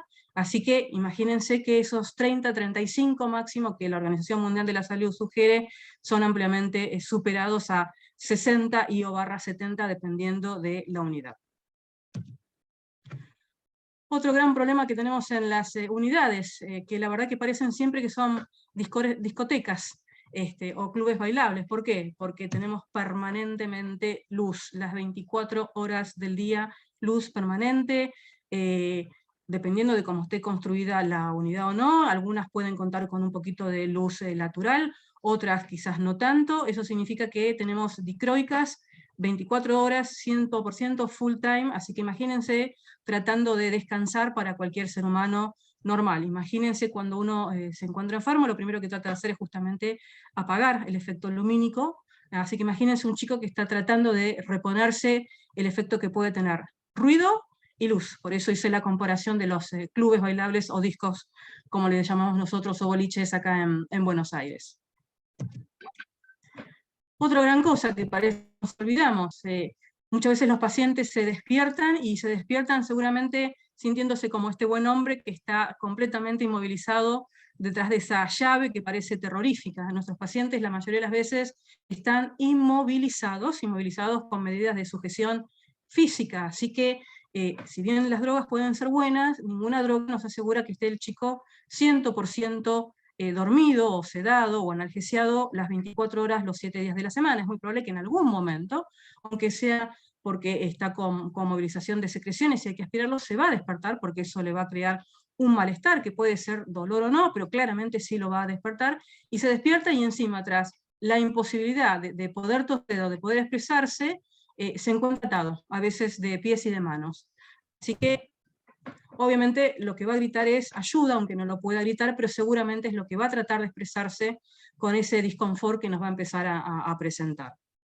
Y por último, no nos olvidemos que estamos tratando con pacientes pediátricos de todas las edades, no importa que tenga un mes o que tenga en nuestro hospital, lleguemos a atender a pacientes de 18 años y más si son pacientes del hospital, como sea obviamente en estos momentos de dolor, de disconfort, de estar en lugares donde uno no conoce y a veces no tiene registro de qué fue lo que sucedió, se despierta y quién más, quién menos, obviamente llamen a mi mami. Quiero a mi mami y lo que necesita es justamente ese confort, ese calor, esa mano y ese rostro que por supuesto que no es el de ninguno de todos nosotros, sea de la madre o de algún familiar querido que les pueda brindar el confort que ellos necesitan en ese momento. Ya con estas medidas que yo estoy acá nombrando, el poder empezar a tenerlas controladas, yo creo que con 100% controlados es hacia donde todos queremos y apuntamos, pero el tenerlas simplemente en mente cuando nos acercamos a ver qué es lo que le está pasando a nuestro paciente que se despertó con disconfort, es fácil decir, bueno, pasale tal o cual cosa, ver qué es lo que le está molestando. Probablemente sean medidas no farmacológicas las que nosotros podamos ofrecerle en primera instancia, y más del 50% de las veces esas medidas no farmacológicas van a lograr que nuestro paciente, sin necesidad de ningún tipo de rescate, vuelva a quedarse dormido o vuelva a presentar el sueño que tenía previamente. Entonces, para resumir, primero, optimizar el medio ambiente de la UCIP. Medio ambiente, ¿qué significa esto? Principalmente tratar de respetar lo máximo posible el ciclo sueño-vigilia. Eso significa tratar de ofrecerle al paciente que esté más o menos dormido, pero que en algún momento que salga de su sedación. Todos sabemos que cada vez es menor la indicación de tener RAS de -4 o de -3, ni hablemos de bloqueantes neuromusculares.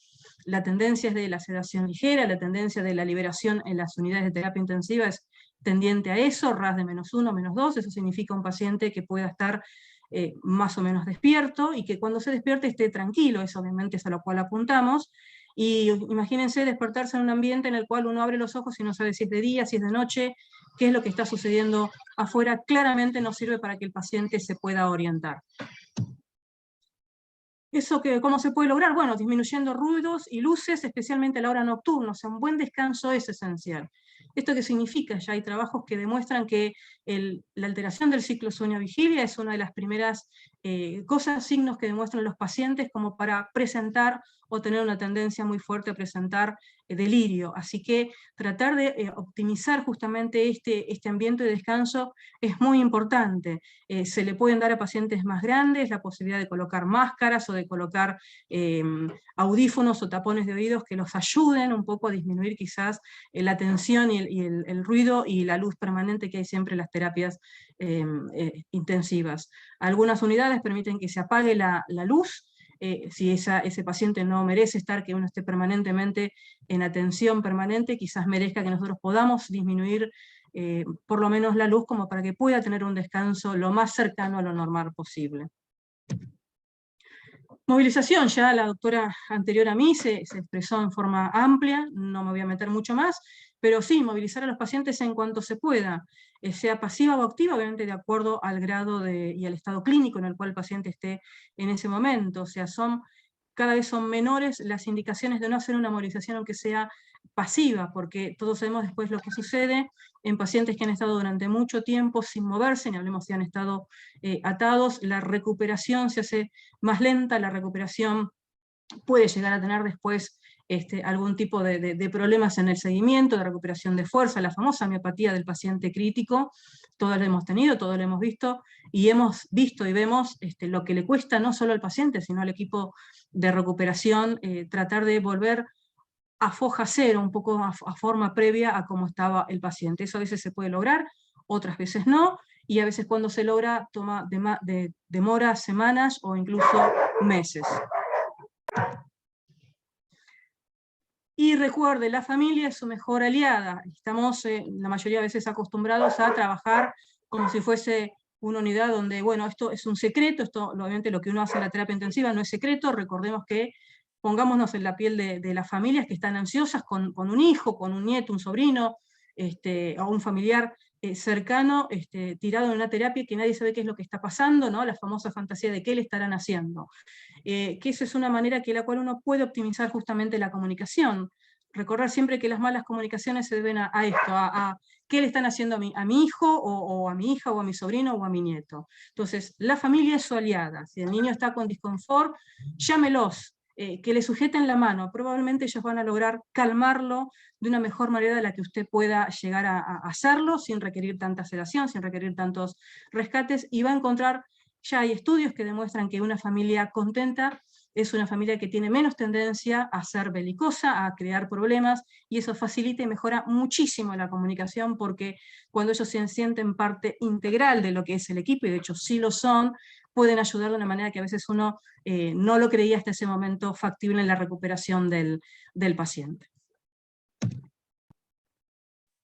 Así que para ir finalizando, recuerde que el 80% de las mejores medidas, hablando de nuestra H, que es el objeto de este tema, son no farmacológicas, de las cuales ya hemos visto muy brevemente y ya han expuesto también el resto de mis colegas. Así que piense eso cuando usted se acerque a una cama a sedar o a ver qué le está pasando al paciente. Que de 10 medidas que usted puede tomar, lo más probable es que 8 tengan que ver con medidas no farmacológicas. Así que, para finalizar, recuerde que la H es una fuerza más que poderosa. Úsela. Muchas gracias por su atención.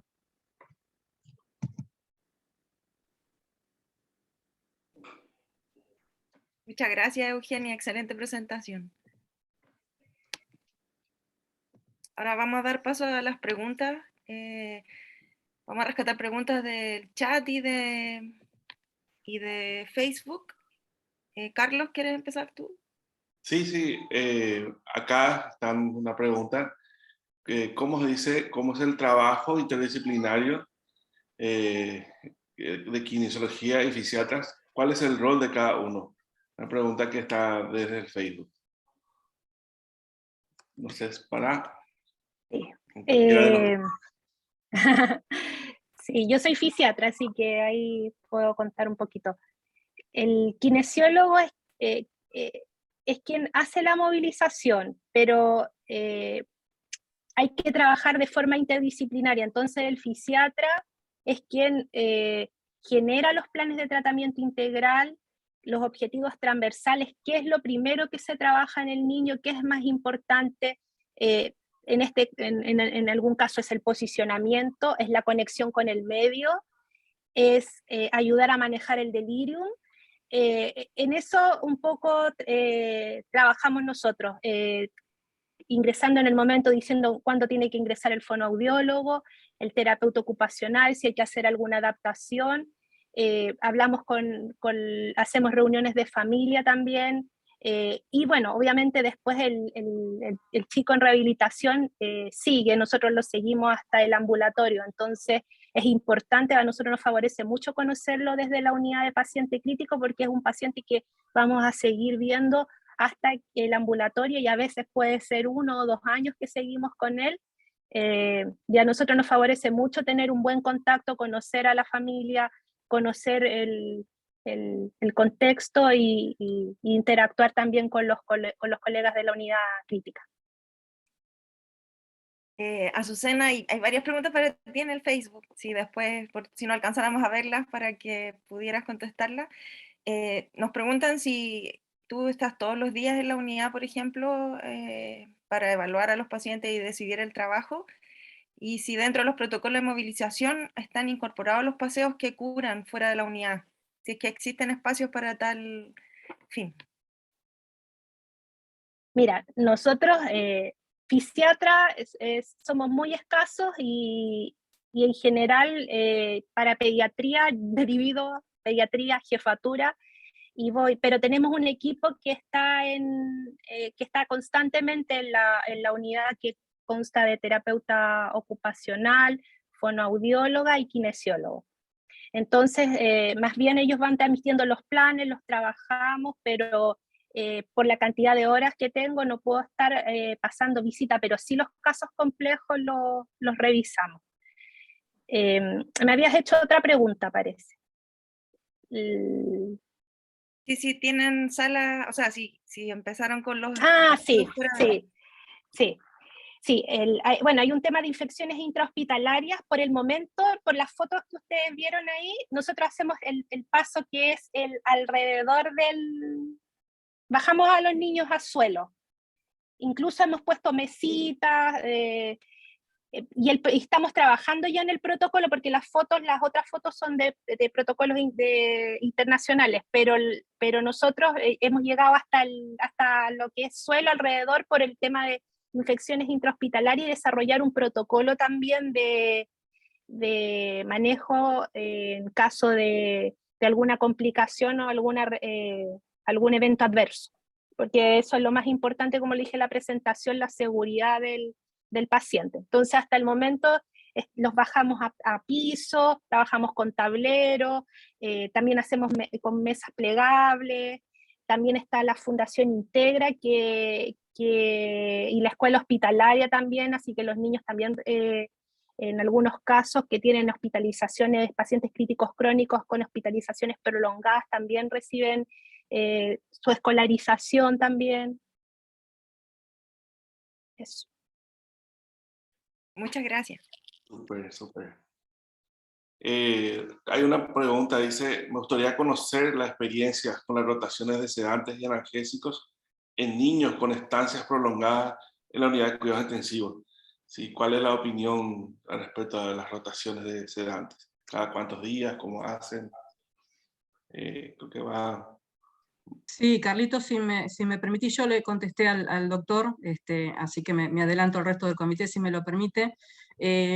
Yo trabajo en el Hospital de Niños Ricardo Gutiérrez, la doctora Analía Fernández ha trabajado, así que también conoce de lo que estoy hablando. Por suerte ya desde el 2014 se creó un grupo de sedación, de analgesia y sedación, que estamos trabajando sobre ese tema. Obviamente es un problema, ¿no? Los chicos que por la patología a lo mejor requieren mucho tiempo estar sedados, sí, obviamente crean tolerancia, eso es indiscutible, todo nos ha pasado. Entonces, logramos establecer conjuntamente con la gente de cuidados paliativos, que nos ayudó mucho cuando arrancamos en el protocolo, a establecer cada X determinada cantidad de días o llegada a determinada X cantidad de miligramos o de gamas de lo que estemos usando de sedación, hacer rotación, porque nos damos cuenta, llegado a ese límite, que el paciente está alcanzando esa famosa taquifilaxia, que nosotros solemos ver en internaciones prolongadas. Así que ya tenemos preestablecido, te repito, en nuestro servicio al menos, llegado X determinado tiempo o alcanzada determinada cantidad de droga, a pasar previamente, antes de que el paciente empiece a hacer cualquier cuadro de abstinencia, incluso de delirio, rotamos. Si es necesario, rotamos a lo mejor por semana. Si vemos que el paciente por X causa se ha puesto tolerante, vemos cómo hacemos rotación. Habitualmente utilizamos 2 drogas, pero bueno, en algunos casos podemos llegar a utilizar 3/4 drogas, pero siempre tratando de no excedernos de esa dosis máxima.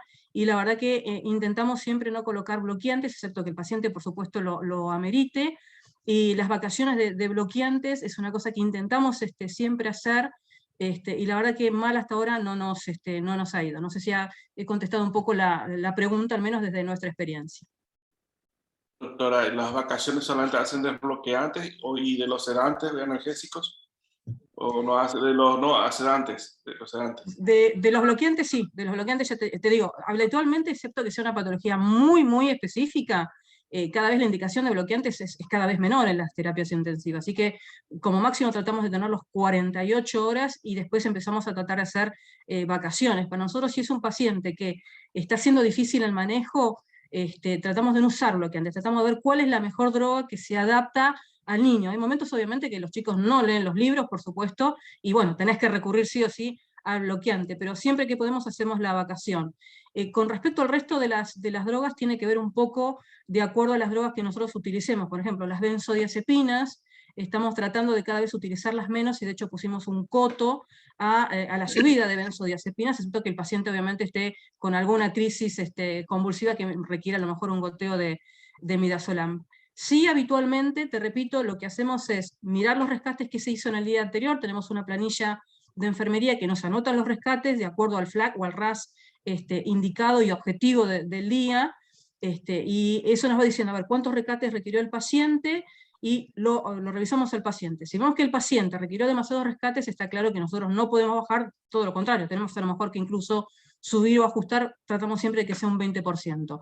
Y si vemos que el paciente está sobresedado, que puede llegar a ocurrir, tratamos de hacer exactamente lo mismo hacia el inverso, tratamos de bajar ese 20%. O sea, la idea objetiva, utópica obviamente, es tratar de tenerlo con la menor sedación. Por supuesto que no siempre se logra, por eso digo a veces utópico, pero objetivo, y por lo cual se trata de trabajar, es eso. Vacaciones de sedación no se hacen, por lo menos no en nuestra terapia, de bloqueantes sí, absolutamente, pero siempre obviamente tratando de ver qué fue lo que le pasó al paciente el día previo, de acuerdo a enfermería. Enfermería es vital para ver qué fue lo que le pasó y por qué le pasó, ¿no? Claramente.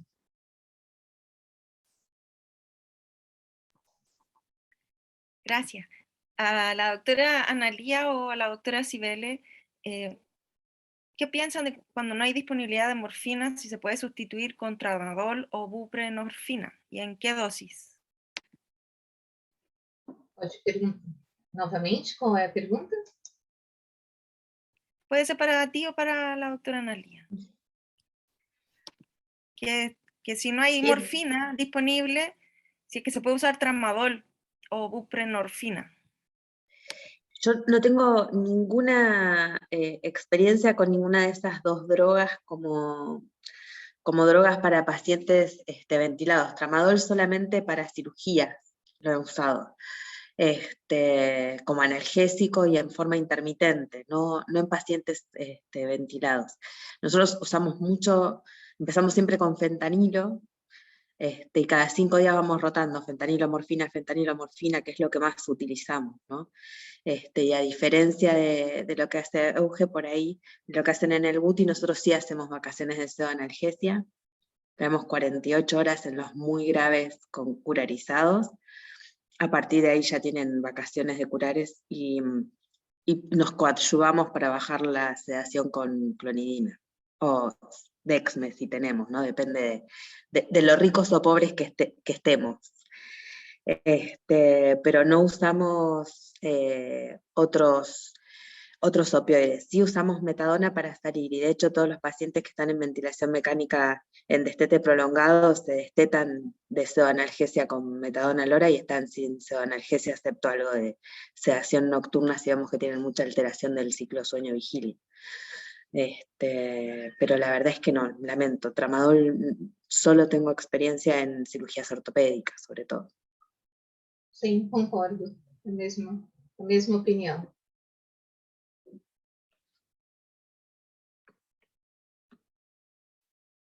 No, hay otra pregunta acá. Gracias, doctora Analía y doctora Cibele. Quieren saber la opinión del uso de clonidina en infusión más fentanilo en reemplazo de benzodiazepinas y fentanilo. Na verdade, a infusão contínua de clonidina, você pode utilizar, ela não tem tanto efeito colateral, na verdade, quando você utiliza uma certa parcimônia, tá? Mas não se compara ao efeito da dexmedetomidina, eu poderia dizer. Mas já utilizei uma vez em serviços que não tinha a dexmedetomidina aliada ao fentanil, com resultados até favoráveis.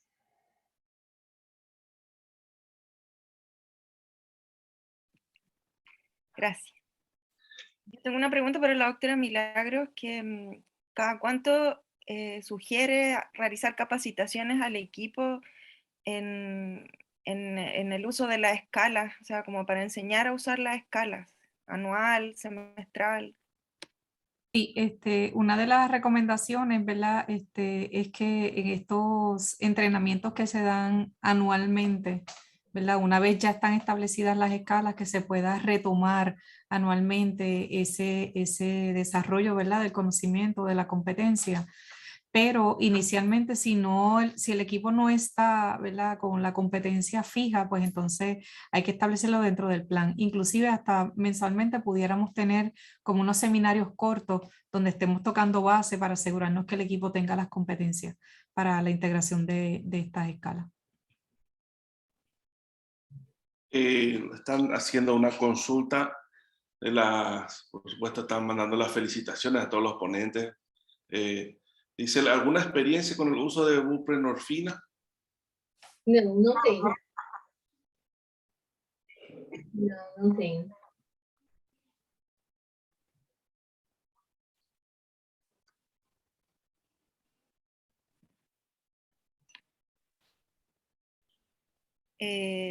Parece que no hay más preguntas.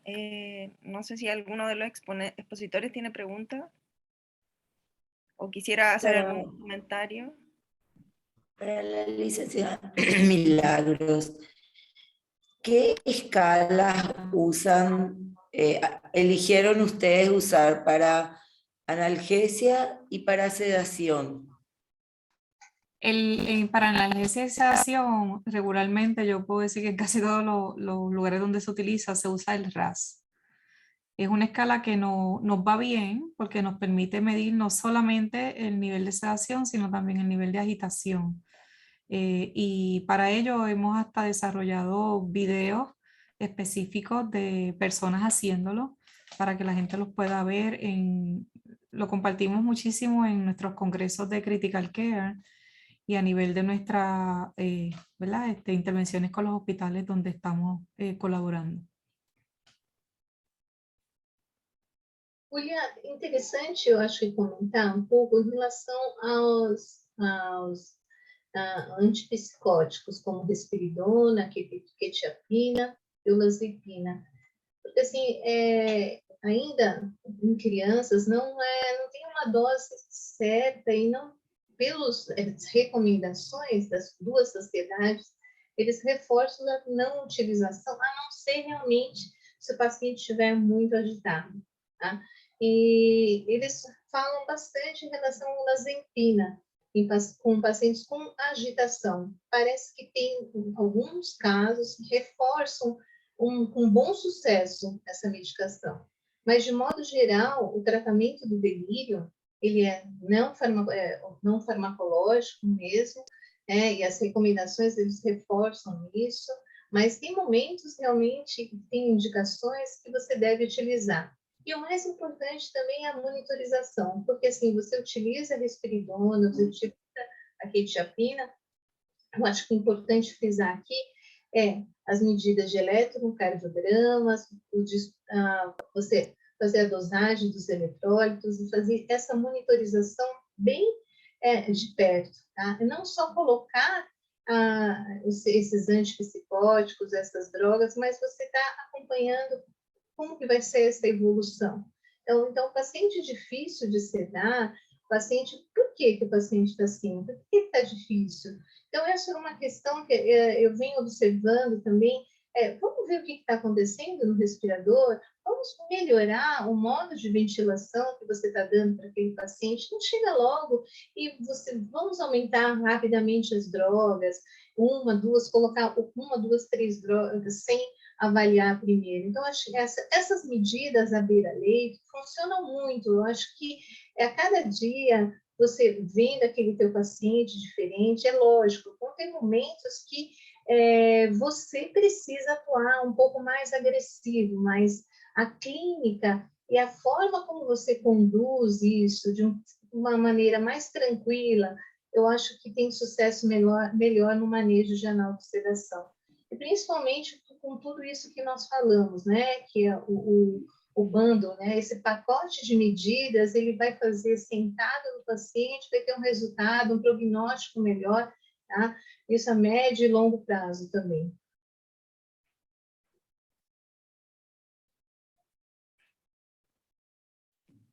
Si no hay más preguntas. Hay una pregunta en Facebook que es con respecto al uso de checklist a realizar las evaluaciones, cosa de comparar a nivel semanal o mensual, se puede hacer como una evaluación de cómo han sido las mediciones en caso de analgesia y delirium.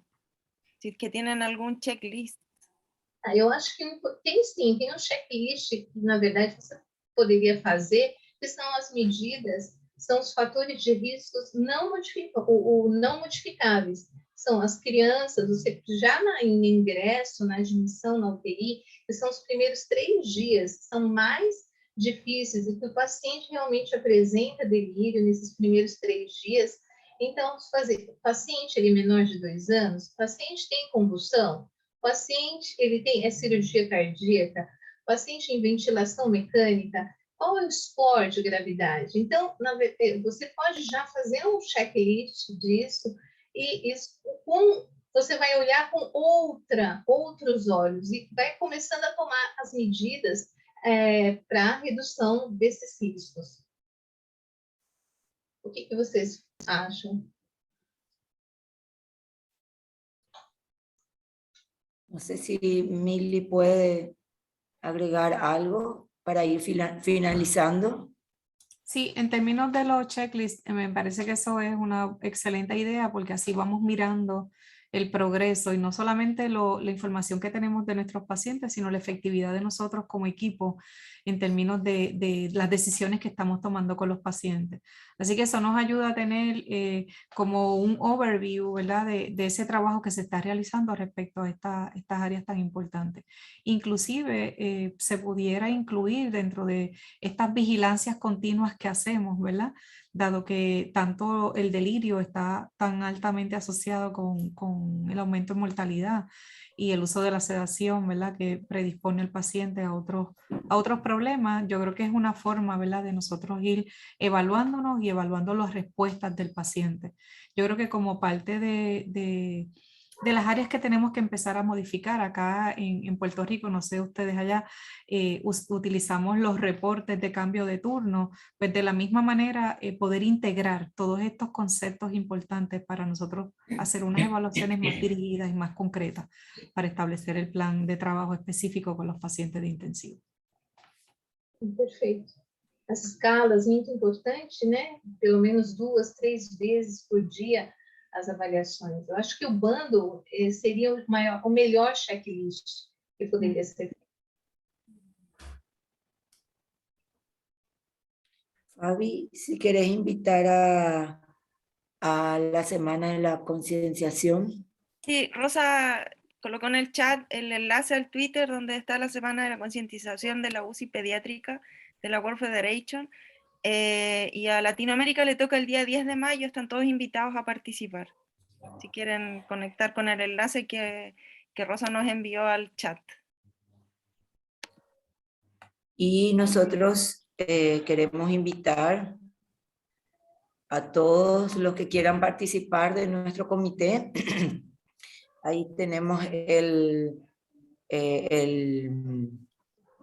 el mail y también tenemos el número mío por si quieran mandarnos un WhatsApp y les esperamos para ser parte de nuestro comité. Muchísimas gracias a todos y doy paso a la doctora Rosa.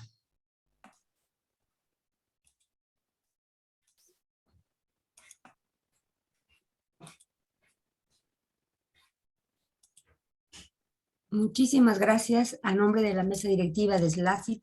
Les damos las gracias por las 5 exposiciones brillantes, toda América Latina unida y compartiendo conocimiento y experiencia para ponerla al servicio de nuestros pacientes. Realmente muy agradecidos con ustedes, 5 expositores brillantes, los moderadores, todo el equipo conducido por la doctora Julia Acuña. Les damos las gracias y también hacemos extensivo este agradecimiento para todos los que se conectaron, tanto por medio de Zoom o Face. Realmente muchísimas gracias y no me despido antes sino invitarlos para la próxima semana, sábado 30, los esperamos, tenemos el seminario a cargo del Comité de Emergencia, temas muy interesantes. Por favor, el sábado 30 los esperamos. Muchísimas gracias, que tenga un buen fin de semana. Gracias. Gracias. Gracias. Gracias a todos, que estén muy bien.